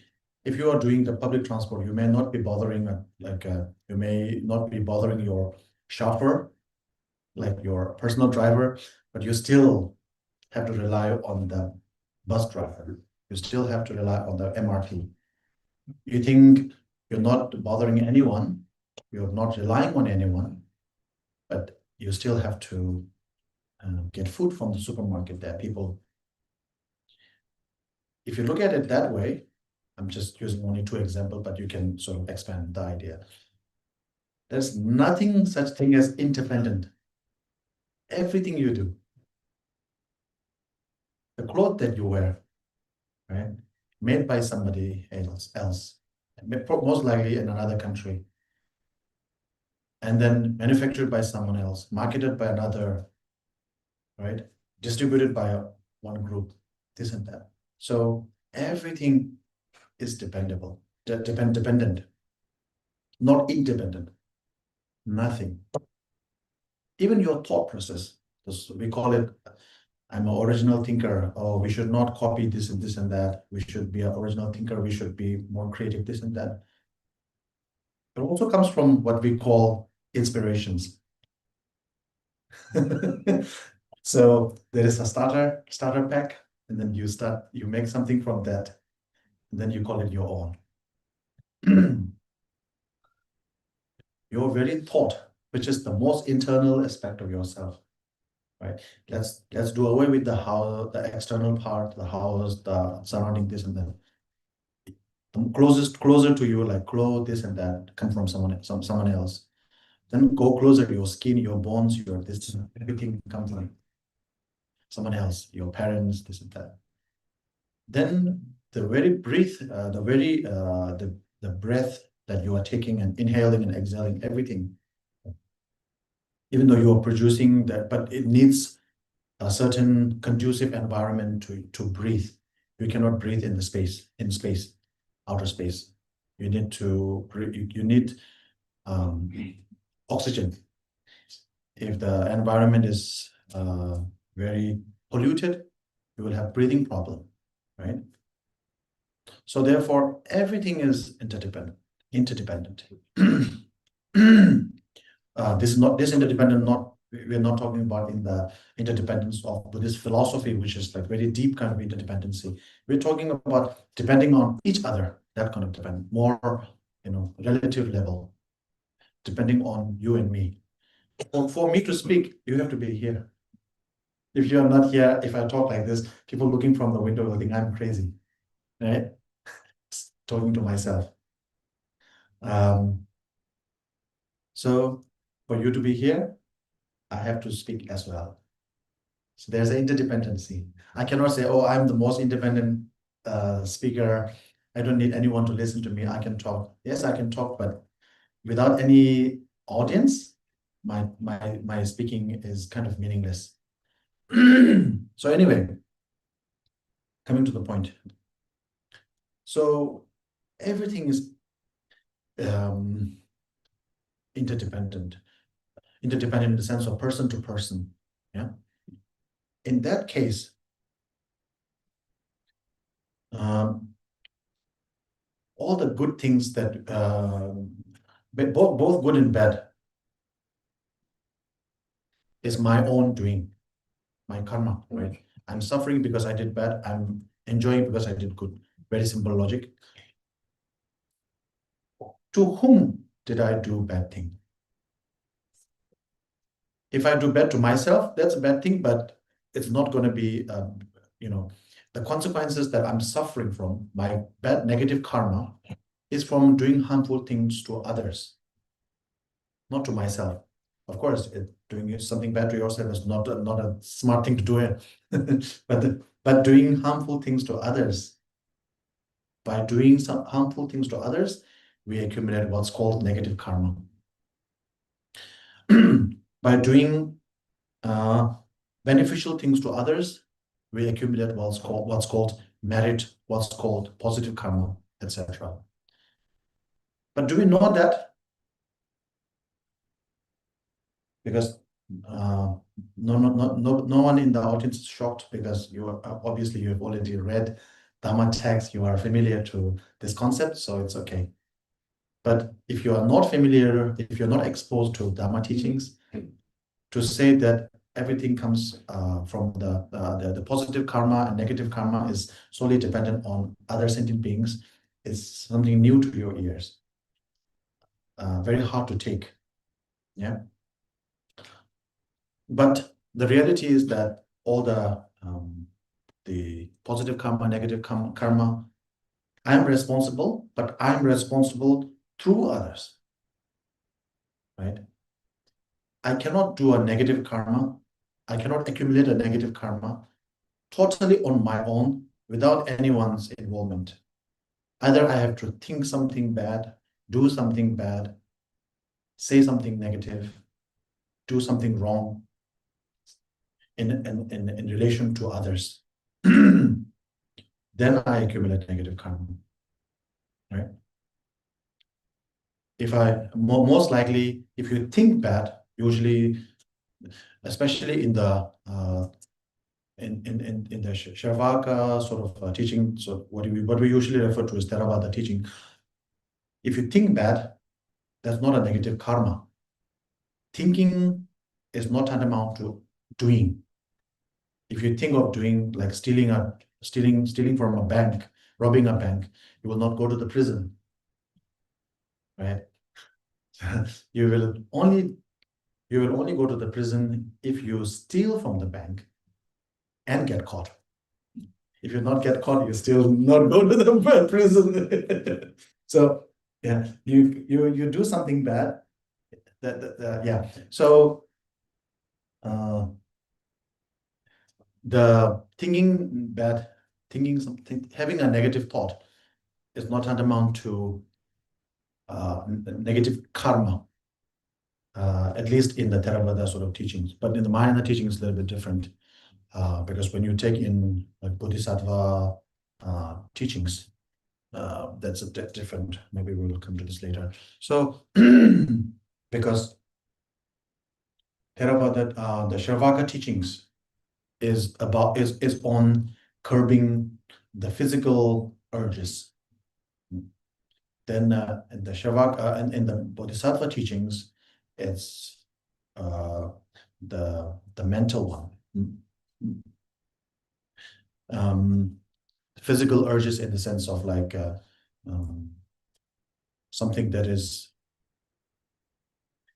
immediate, responsive, reactionary emotions. So Sharvaka teaching deals with that. The Bodhisattva teaching, all those reactionary thoughts and emotion, there's something deeper underneath the reactionary thoughts, which is the mind itself. So Bodhisattva teaching deals with that. And then, of course, in the Vajrayana, even the mind, the mental factors, the mind is streamlining on what you call the nadis and the wind channel and all these things. So by curbing or by channeling, by shaping the channels, the mind can also, the mental factors, the conceptual thoughts can also be positivized or negativized, you know. So anyway, so we only through engaging in positive and negative thing with sentient beings, we accumulate positive karma, negative karma. And we only know that through the instructions given by the awakened one. Buddha means awakened, right? So therefore, Buddha gives the instruction, and therefore we have to rely on his instruction, so we rely on him. When you rely on the driver of the bus to take you to your destination, you have to say, I rely on the bus driver. I mean, we don't say that, right? We don't say that we rely on the clerk at the supermarket. We don't say any of these in our day-to-day life. When you go to we just say, oh, it's a very good restaurant. We don't say, oh, I'm relying on the good taste of the food to be of good taste. For the food to be of good taste, I'm relying on the chef. I'm relying on the waiter to bring it to the table by maximizing the time constraint, all these things. Because if it's a little cold, then it's going to taste a little different. Cold tastes different. And then, so many things, so many conditions are there. We usually don't say that. Similarly, just like we depend on the waiter, the chef, and then everything. For the chef to cook well, the ingredients, the material has to come from a good source. And then it has to come from a good source, meaning there's a farm. Those farm has to be maintained, taken care of. So all these things, people are involved. We are relying on all of that. So when we are relying on their expertise, their service, this and that, we are relying on them. So when we are relying on the instructions of the Buddha, we are relying on the Buddha. The instructions of the Buddha for what is right, what is wrong, the proper guideline, that is called the Dharma. Yeah. And then because crossing what we usually call crossing the ocean of samsara, it's crossing any ocean is such a big task anyways, but the crossing the ocean of samsara, suffering that we dwell in, it's such a big, it's how to say, very big, yeah, very difficult. So when you're doing a very difficult task, you need if you can do it by yourself, but if you have a team, if you have a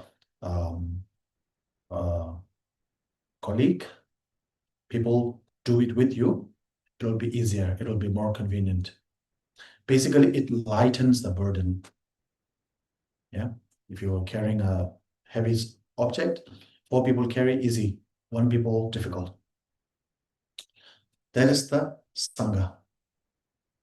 So all these 3 people, these 3 things,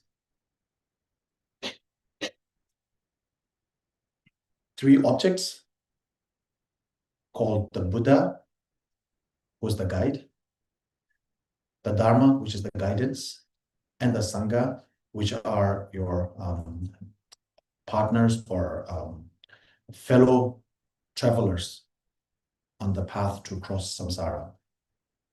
Yeah. So these 3 objects you are relying heavily on. You must rely on them.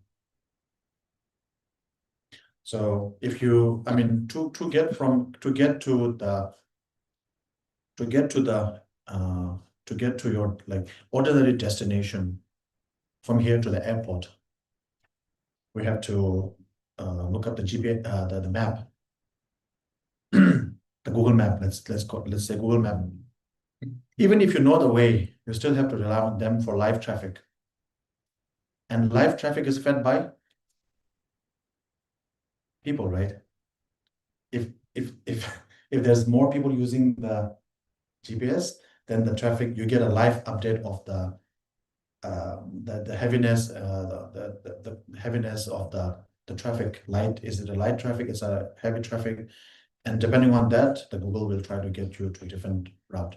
So even to get from one place to another, even if you know the way, you still need to use the navigation. And that navigation, you think you are depending on the navigation, you are not depending on anyone else. You think you are depending on that gadget, but that gadget is feeding on live feed from different users, right? We never think that way. We think, especially when we drive a self-driving car, maybe in a self-driving car using a navigation device, this and that. So anyway, so there are so many things that we take things for granted. I have one, there was one Tibetan family, okay? This is just a sort of I find it interesting. So I usually lead the Medicine Buddha tour in the US for Serame Monastery. I will talk about this later, the more detail. So whenever we have the Serame, our monastery, Serame, has 272 something years, 270 years of history, legacy of Medicine Buddha. So for the last couple years, we do the Medicine Buddha tour in the US, so I lead them. So on one of such tour, one Tibetan family invited us and the monks for a house blessing usually, right? So usually, what do you do in a house blessing? Invite the monks, and they will do some prayer, and do some prayer, and then you make an offering, and then they leave, right? Actually, His Holiness Dalai Lama told long time ago that you should invite the monks for house blessing, not to do rituals, but to have Dhamma discussion with them. Yeah. So when you have a Dhamma discussion, whatever insight you have, that is a real blessing in the house. So the house is blessed now. Of course, ritual, all this very important, very, very precious. But anyone, I mean, you can even do it by yourself, and if I read the text or you read the text, it's the same text, right? To do the blessing. But if you have a Dhamma discussion, then you have new insight. So His Holiness told that. So there was one family in Portland, Oregon, in the US, who invite us every year. And every year he said, don't do any chanting, don't do any recitation. He said, every time I just want to have a conversation with you, venerables. So we talk about, so I thought it's important, like I kind of find it interesting, amusing to share that. So anyway, the actual thing that I was going to share is in one of those our conversations, he said he sent his kid. He was brought up in India but emigrated to the US. So his kid's born in US. So he said, I send my children to India. You know the conditions in India, right? So I sent them to have a real life experience. Because my son is starting to think, he is actually thinking that milks come from shell. There's no cows involved in producing the milk. So he is on that sort of stage. The kid is still young though, but he said he wanted the kid to experience the rural life, the whole thing, so that because when you go to a more rural area, the human connection is much stronger, right? Than in the city life, where for the sake of convenience, we try to minimize the human connection, right? Not to bother. Yeah. So not to bother you, so I do a lot of things, minimizing the human connection. Anyway, so we tend to think, so when he mentioned that, I thought, hey, it's not just him. Even though I don't think that the milk comes from the shelf, but there are so many things that I take for granted. A lot of things, when you do not see when the original source of that material is not visible to you, then you fail to take notice of them. Yeah.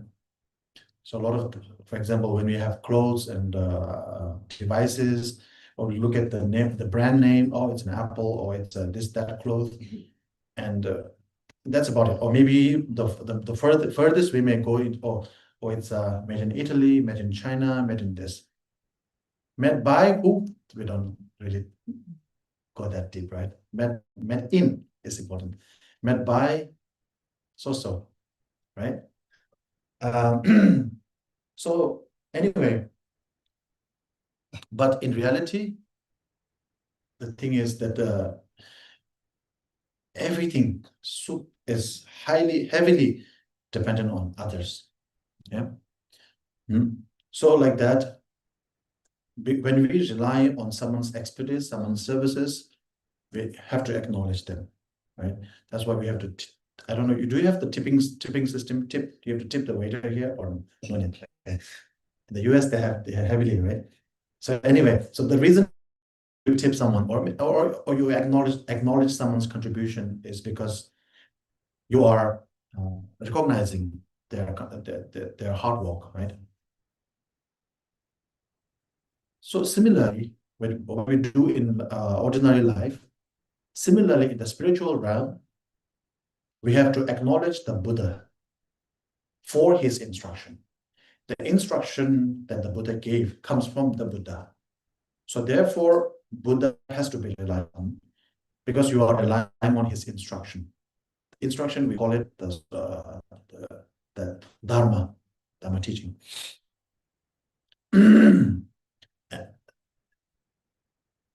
The main source, or the main object that we are relying on is, of course, his teaching, the instruction itself. But because the instruction comes from the Buddha, we are relying on the Buddha as well. And in order to accomplish our goal, to cross the ocean of samsara, suffering, to veer over suffering, we need the help, the support of the Sangha, right? Or fellow travelers, we need them. So this is just an adaptation. Actually, in the Buddha, in the what's that? Ornaments to the sutra, ornaments of the sutra, basically by Maitreya Buddha, Buddha Maitreya. One of his texts, he said that he used the analogy of a patient and a physician, a doctor and a patient. You are a patient, we are patients, and we need to be, medicine has to be administered on us. So we are relying on the medicine, the treatment. But that treatment can only be administered by a reliable doctor. The doctor is Buddha. And the doctor cannot, the doctor will do the sort of the overall sort of guiding oversight and all that, but observation, 24 hours observation, timely observation has to be done by the nurses. That's the Sangha. So, neni sheja negi juni tenchala. So, suffering as pain, the treatment as dharma as the treatment, pain, suffering as the pain, Buddha, the teacher, as the doctor, and the nurses as the Sangha. So that was actually given in Dodegyen, the ornaments to the sutra by Maitreya Buddha. So therefore, since we are relying on the Buddha's instruction, we are relying on the Buddha. Yeah. And we are relying on the Sangha. So if you rely on someone, half-heartedly, then the result will also be half-hearted. If you have to do a treatment of a very serious sort of, let's say, a condition, you go to a doctor which is, somewhat reliable. You're not very sure if he can do it properly or not, and then you go there. Then half-heartedly, the result is also going to be haphazard, right? If you have to do a treatment, you will find the best doctor, right? And then you will rely on that doctor 100%. Follow whatever the instruction. And with that, you will be treated. You will be find a solution. So that's why we use the term refuge. So you're not only relying, but you are seeking refuge in the Buddha, Dhamma, and Sangha, the triple gem. You are doing it 100%, wholeheartedly, fully to the triple gem. So it does not contradict with the core concept of you being responsible for everything still. Every good thing and bad thing still comes from you, but you do it with the instructions. You do it with proper instruction. You do something, you do it knowingly. You do it knowingly, meaning you conduct your actions properly through knowledge. The knowledge is the Dharma. So once you have the Dharma, then you do things properly. So if you do things properly, correctly, you will have correct result. If you do things incorrectly, of course, incorrect result, right? Simple. So that's the reason why we have to rely on the triple gem. So I think the usual sort of teaching of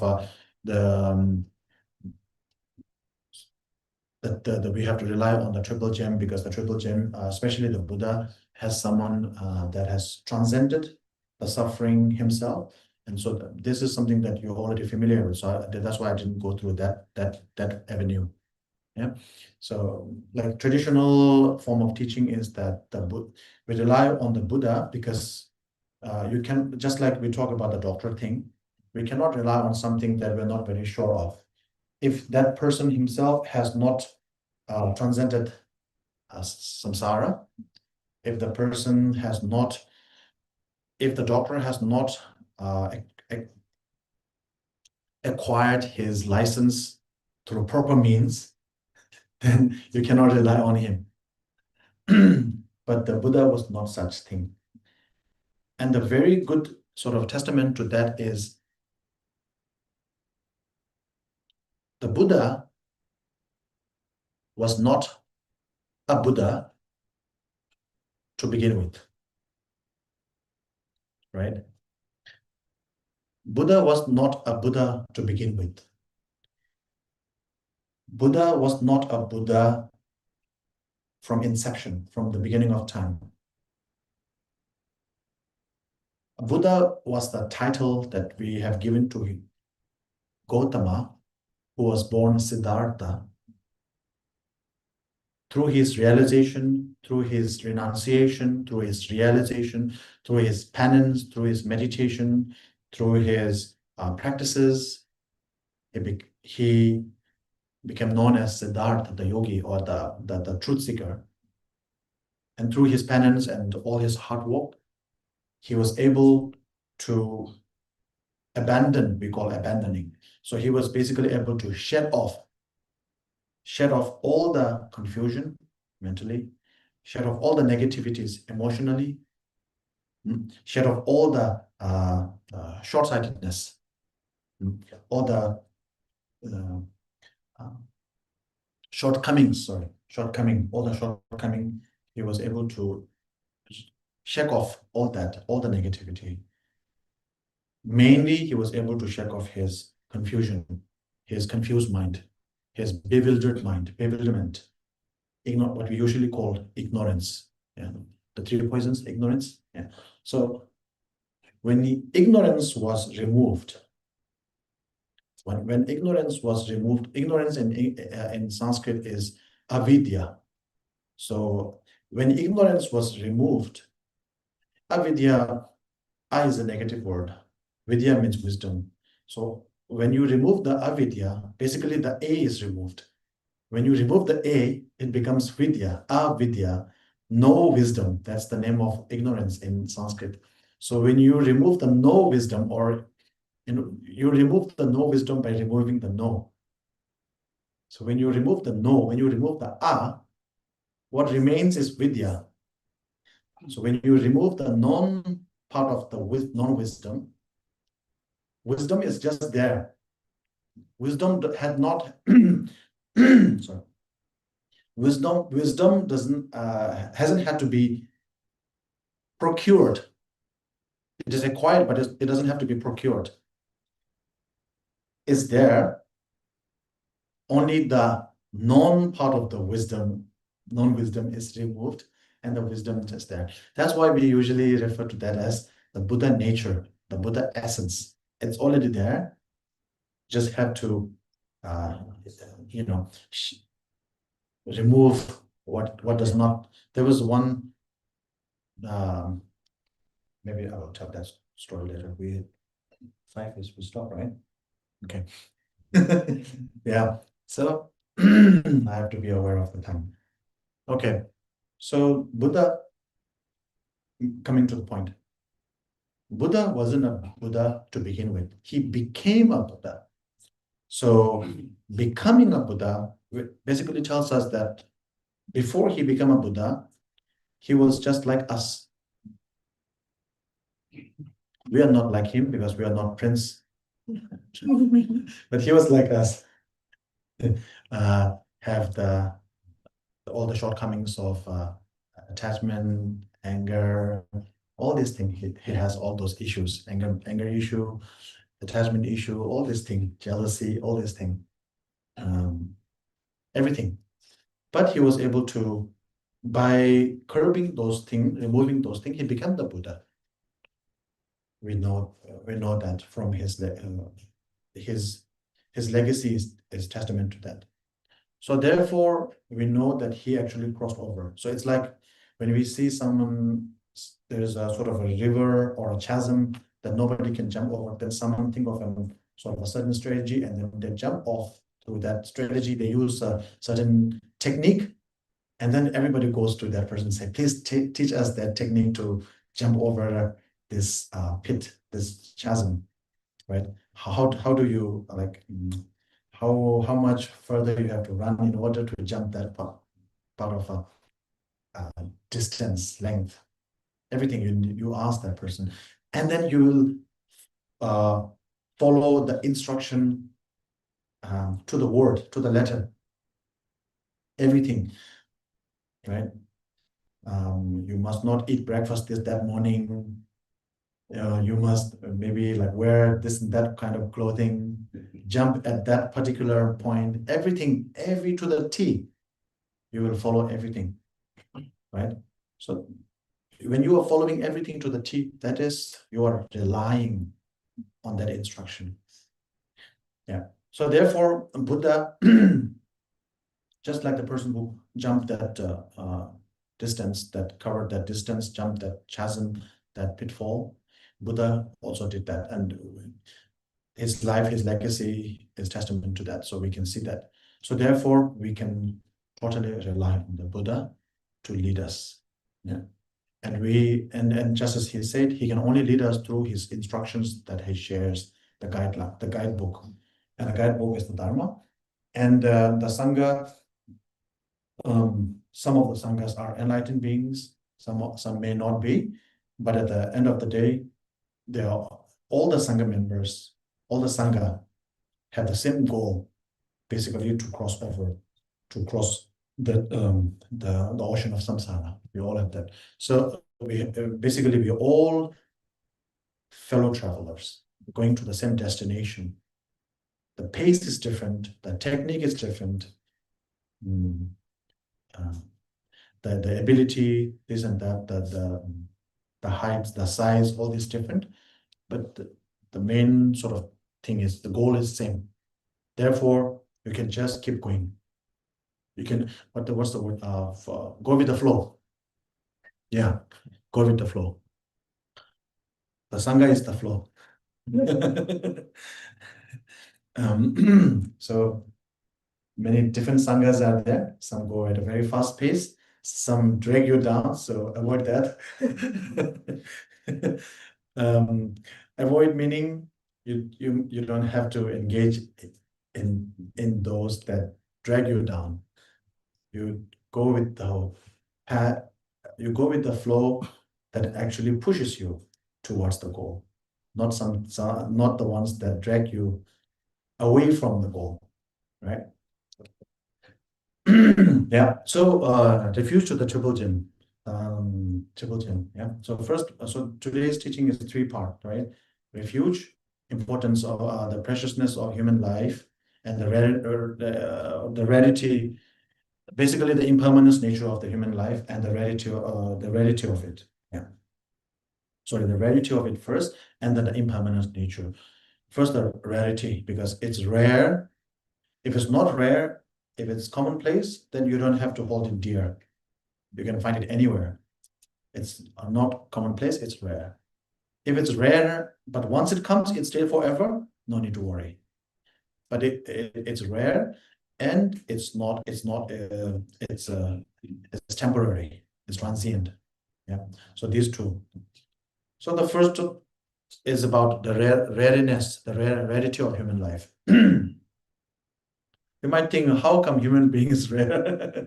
8 billion human beings, overcrowded, overpopulated.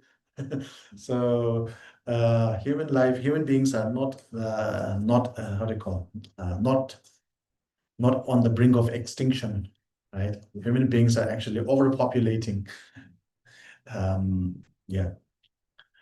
So usually we talk about in the Dharma, when we talk about the rareness of human life, usually we talk about 18 8 leisures and the 10 endowments, or have I get the Jochu? Freedoms, yeah. Leisures and the 10 freedoms. So to break it down, basically a human life, first of all, a human being that is able to see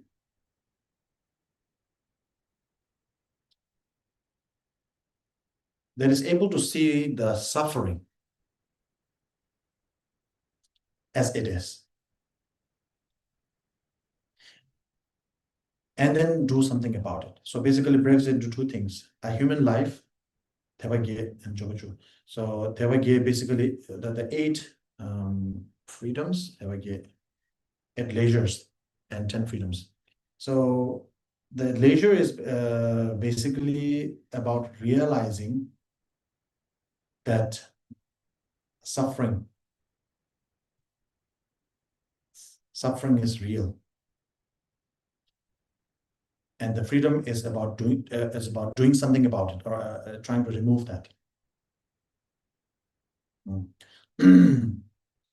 So what does that mean? It seems like everybody is complaining. If you read like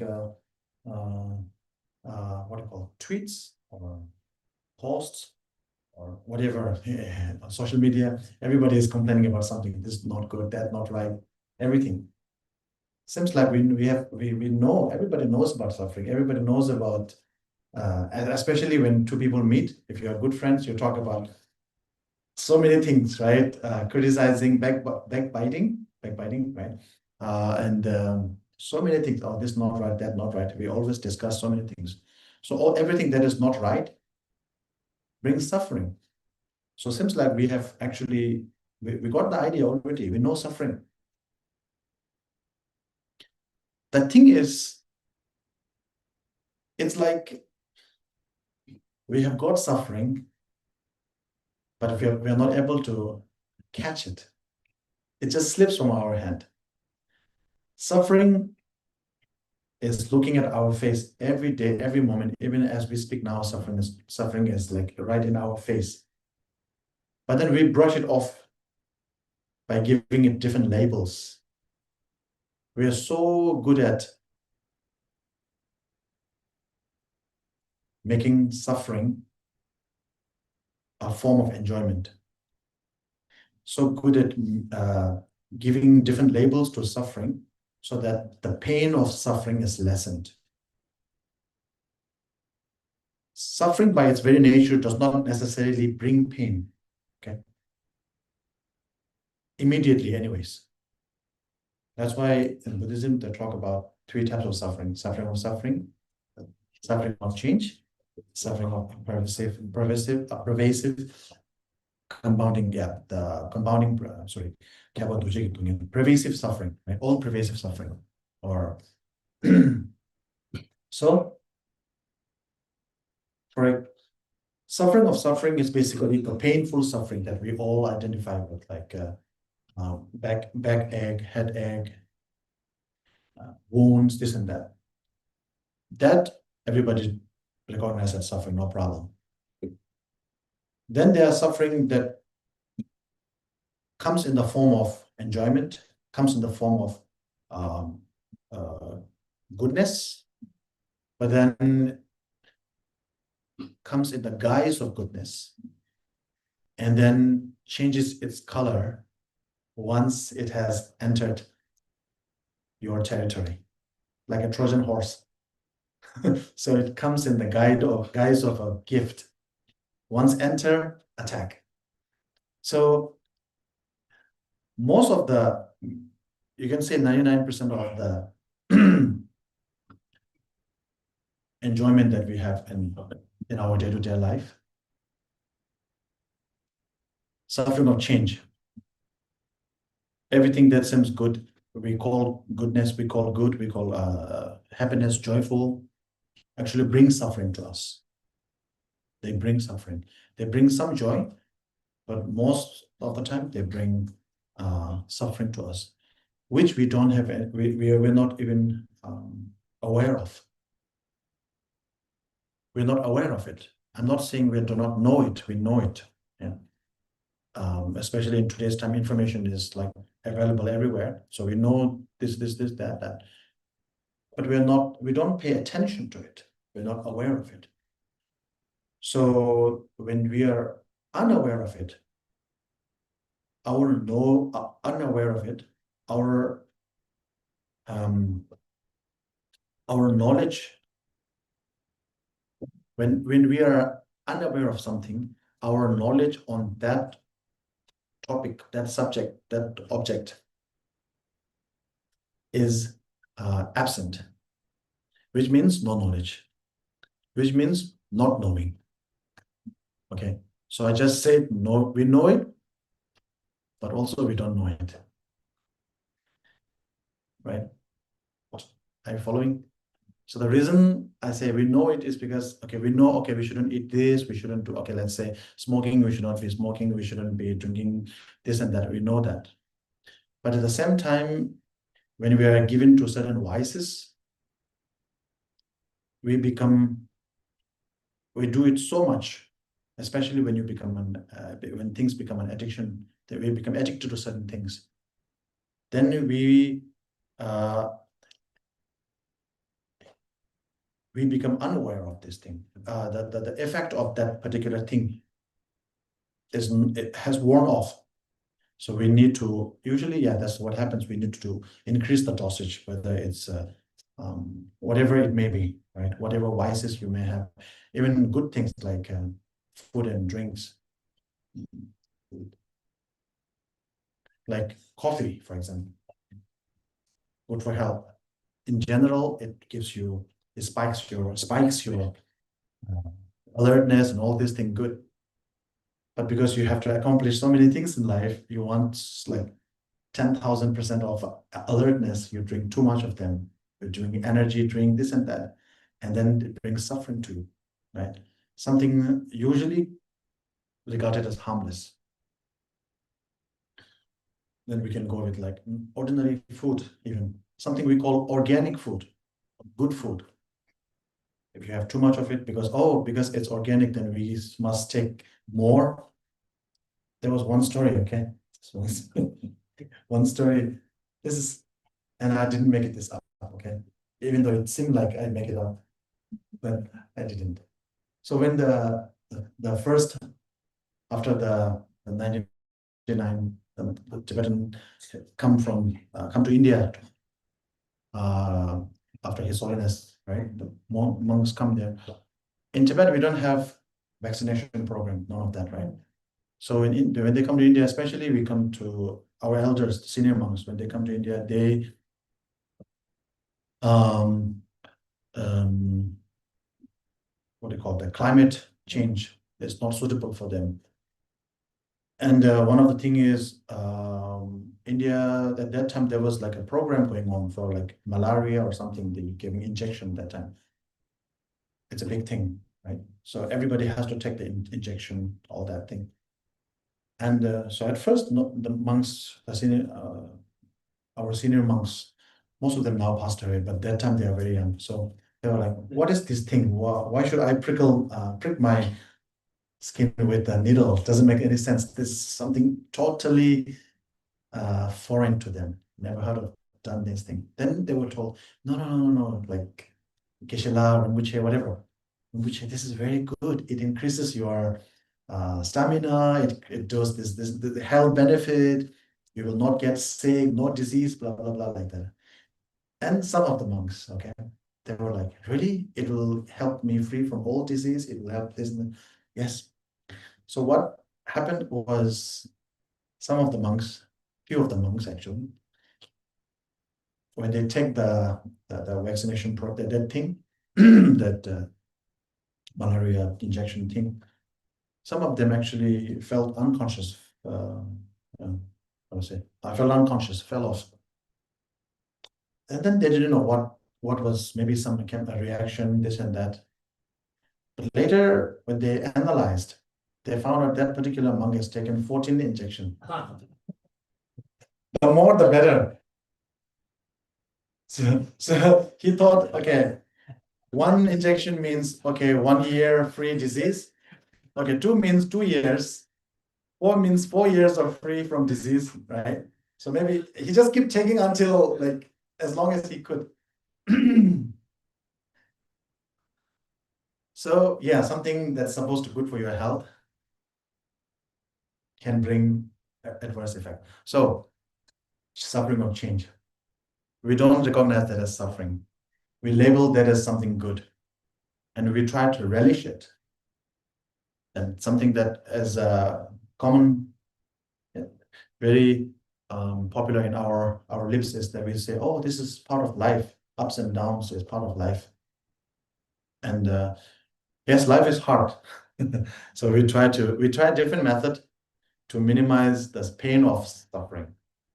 Not suffering, the pain of suffering in our everyday life, yeah. So we try to reduce the pain of suffering by calling it different things, giving it different names, and so that when you go through that particular stage, we don't identify that as suffering. So identification of suffering as suffering is such a big thing, it's such a big deal. We see suffering face to face every day, every moment, but we don't call it suffering. We give them different names. We call it practice, we call it different things. And then we try to endure it. Not only endure it, we try to like get over it, just keep doing that still. Like lying to someone, for example. We know it's wrong, but for the sake of let's say profiting, right? For the sake of getting something in return by lying to someone, we just keep doing it. So at that point, even though we know lying is bad in general, we usually weighing the consequences of lying to someone and reaping the benefit. If the benefit seems to be bigger in your sort of immediate time, then we just do it. At that moment, even though we know in general that lying is bad, at that moment, our knowledge on lying being bad is absent at that moment. So at that moment, we do not know lying is bad. That moment, we are not aware. We do not know lying as bad. We do not know lying brings suffering. We do not know, we are not able to recognize suffering as suffering. So like this, we do not, we keep repeating making so many mistakes, so many negative things like that ongoing. So which That's why the first ever words uttered by the enlightened Buddha, by Gautama after he became enlightened, basically the first teaching of the Buddha was what we call usually the Four Noble Truths, right? The first of which is the truth of suffering. So the text actually is 동해 shebarcha, ujung pamarcha, kopongmunducha, lam gomarcha. Suffering must be recognized, or suffering must be identified. So 동해 shebarcha, basically literal translation means you must know suffering. Okay, so basically what that means is suffering must be identified. Suffering must be identified. Kunjung pamarcha, the cause of suffering must be abandoned, pushed away. Gopa humanducha, nirvana must be obtained. Lam gombarcha, but the path to nirvana must be meditated upon. Yeah. So this is the Four Noble Truths. First of which is suffering must be known, literal translation. What it means is suffering must be identified, or to go into more detail, suffering must be recognized as suffering. So basically something is looking at your face, you must call it what it is. Yeah. Because we are unable to do that. So in the Indic religion, not only Buddhism, but in most Indic religion like Jainism and other Vedic tradition, they call it, they have this concept of Maya. Maya means illusion. So suffering is an illusion because, I mean, when the nature of suffering is negligible to us, then suffering remains an illusion. Once we are able to identify something as it is, then it is not an illusion, it is a reality, it's something we can pinpoint. Anyway, so as human beings, being able to realize suffering as it is, that is the leisure part, eight leisure. The freedom is doing something about it. Once you know it and then you don't do anything about it, doesn't make any sense. So you do something about it. But in order to do something about your suffering, to get rid of suffering, you need to have a lot of the conditions has to be conducive, right? So a human being who is able to see suffering as it is, and then is doing something about it, that human life is rare. So it's not talking about the rare of human life, does not mean just any human being. A human life that is endowed with the 18 freedom and 8 leisure and the 10 freedoms. That is rare, right? So if it's rare, but it just once it comes, it remains eternally, then we don't have nothing to worry about. But human life is not such a thing. Our life is very short, as I said before. If you compare that with eternity, our life is like smaller than a speck of dust, right? It's very, very short, very, very short. All of the great beings, for example, like the story of Lord Buddha, of Nagarjuna, of Tsongkhapa, of Padmasambhava, all the great beings, we read about them in history. They're no longer with us. All the great beings. And so it is something that we can be aware of, something that is going to befall on us as well. Our life is also not permanent. Of course, as I said before, in general, we know that is the case, but certain times when we have to be aware of the fact that our lives are not forever, we are not. We fail to do so. When things are, especially when things are, actually when things are not going the way you wanted them to go, when things are, basically when you are suffering, reflecting on the transient nature of impermanence of life, It's very important. It's very effective. If you know that life has no permanence, and the impermanence of life is uncertain as well. It's not only impermanent, but when it will happen is also uncertain. Impermanent nature of life, as well as the uncertain timing of life. If you reflect on that, then whatever suffering you may be going through, at the very least, it becomes bearable. And if you think more deeply, it gives you an extra energy to strive harder. Basically, strive harder for something more meaningful, not just go for the aesthetics. Go for something that is meaningful, something that is everlasting. The word everlasting is ironical, but something that will outlast your lifespan. So a lot of time when we talk about this, people reflect on legacy. Legacy is also important in general. I mean, yeah, it's good, but even go beyond that. Yeah. And time to 30 minutes. Oh, okay. So, okay. Yeah. So, yeah. Yeah.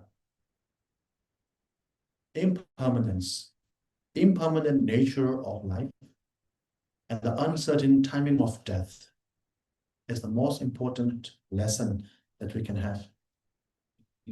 There was this story of Master Atisha. Atisha. You may have heard this one before. So he was asked, there was one particular, anyways, one of his teaching, during all the lamas, when they teach, they say you must practice, right? So one particular person, it's in the central Tibet somewhere. So he was doing Kora circumambulation. You know that story. So, so Master Atisha said, "What are you doing?" That the person replied, "I am, I'm doing circumambulation to accumulate merit and all that." Atisha said, "That's very nice. That's very nice to do circumambulation. However, if you could have done Dharma, that would be so good." And he was like, "Oh, okay, circumambulating is not Dharma. Okay, then what must be Dharma?" Okay, last time during the Lama's teaching, he talked about prostration, and then he started prostrating in the temple. And then on a certain day, Atisha came around and then said, "What are you doing, my good fellow?" And so he said, "I'm doing prostration, right? This is what I'm doing." "Oh, so wonderful for you to do prostration. But however, if you could have done Dharma, that would be so wonderful." And he was like, "Oh, okay, prostration, even doing prostration is not Dharma." Okay. So he went on to doing that, keep on doing that. I think there's several more instances, okay? And then Adisha always kept saying that is so good, but I think he was next time he was doing some meditation, and he was doing meditation on what? Some deity meditation or something, okay? Visualizing the Buddha, this and that. And Adisha was like, "That's so good of you to meditate, but if you could have done some Dharma, then that would be astounding." He was like, "Oh my goodness, what is this Dharma you are talking about? Now you tell me." This is not Dharma, that is not Dharma, that is not Dharma. What is Dharma now? Right? Sure, Kalachet, right? What constitute as Dharma? And then Adisha's response is, "Dharma, my son, is to realize. Dharma, my son, is to recognize impermanence." Impermanence, yeah, mitapa. Remember that. Death. Dharma, my friend, is to reflect on death. So basically, that's impermanence. Dharma, my friend, is to reflect on death. if you start, so there's usually saying the Kadamba masters. Kadambas are the direct followers of the Atisha, right? So the saying in Kadamba is, among the Kadamba masters, is that Dharma starts from reflecting on death or impermanence of life. Impermanence or the end of life is where death starts, right? So until you reflect on the transient nature of life, as long as you have some clinging to life, meaning this world, this life, that Dharma will not be a proper Dharma practice. I know it sounds very discouraging for all of us, but from a strictly point of view, a spiritual practice, a Dharma practice is only when you do it for the sake. When you do it for something further than this lifetime alone. Let me rephrase that. A Dharma practice is only a Dharma practice. A practice is only a Dharma practice when the goal of that practice is further than this lifetime alone. There's the four non-attachment from the Sakyapa masters, right? You're familiar with that one? Non-attachment. So that Siddhila Samna Shobamin. Yeah, Huala Shena. Yeah.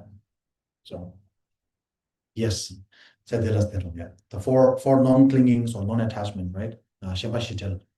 The four non-clingings of the Sakya masters. Siddhila Samna Shobamin. If you cling to this life, it's not Dharma. If you cling to samsara, it is not renunciation. So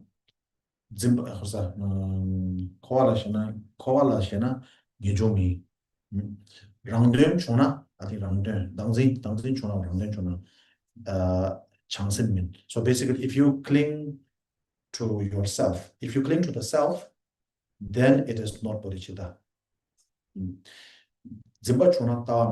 If you simply cling or simply clutch, if you clutch, then it's not a view, like a proper view, right?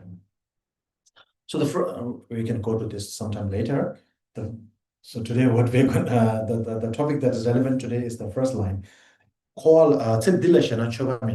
If you cling to this lifetime, then it's not Dharma. So anything you do it for the sake of this lifetime is not considered Dharma, strictly speaking. So for example, if you come pray to the Buddha, light up 1,000 candle, make offering, prostration, everything for the sake of, let's say, promotion, expansion of your business, this and that, alone doesn't make it, it's not a Dharma practice. Will it have benefits? It will have benefit. Will it make your business successful, your career, will it like jumpstart your career, this and that? There will be positive benefits, but it will not be considered a Dharma practice. Because for something to be Dharma practice, the goal has to be at least apart from further from this lifetime alone. So a lot of time when we pray, even when you have to do prayer for worldly things, mundane things like good health, all these things, right? For promotion, for expansion of business, all these things. The guideline is first pray for Buddhahood. May I become, by making this, for example, like by making this offering to the Buddha, like the 100 lamps or whatever you are making offering, whatever practice you're doing, right? Reciting 100 Om Mani Padme Hum, any Dhamma practice you are doing, any ritual you are engaging in, do it with the proper mindset. That's why the motivation is so important here. So the mindset is that I'm doing this to whatever merit I accumulate from doing this, may I be able to attain enlightenment, Buddhahood, for the sake of all sentient beings. Right? Additionally, so may I be able to prosper, may I also have a good health, good life, may my loved ones also have a good lifespan, may my parents, my spouse, this and that, everybody then it becomes a proper prayer. So that's why Simjen Tamje, all sentient beings. That's why Sangye Chodang Soge Chonma. Every practice we do, we start with Sangye Chodang Soge Chonma. Why? Because we are mundane, ordinary living beings. Different motivation pops up very easily, meaning superficial motivation, the ulterior motives. Ulterior motives can pop up anytime. Yeah. So for fame, for money, all these things just can come up anytime. So therefore, care first set up with a good motivation, which is for the sake of all sentient beings.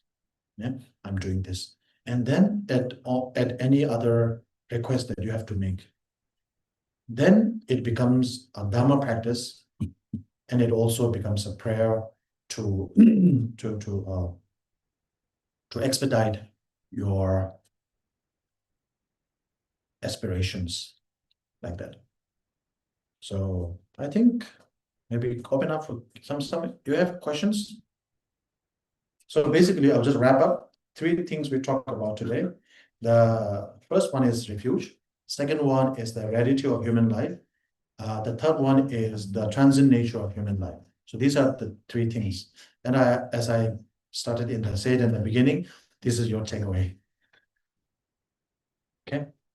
Tomorrow we will talk about Bardo more deeply. Yeah. So if you have a question, I can give some. No question. Yeah.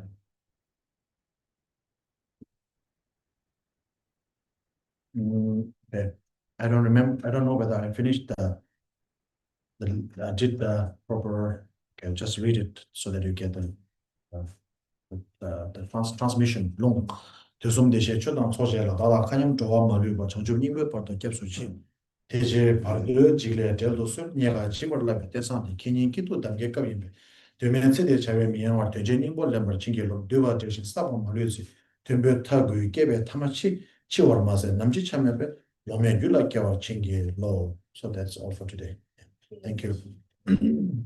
Yeah. Josem Jorgen Boche, Magie, Badam, George, Gavanya, Mabaya, Onevo, Bewara Show.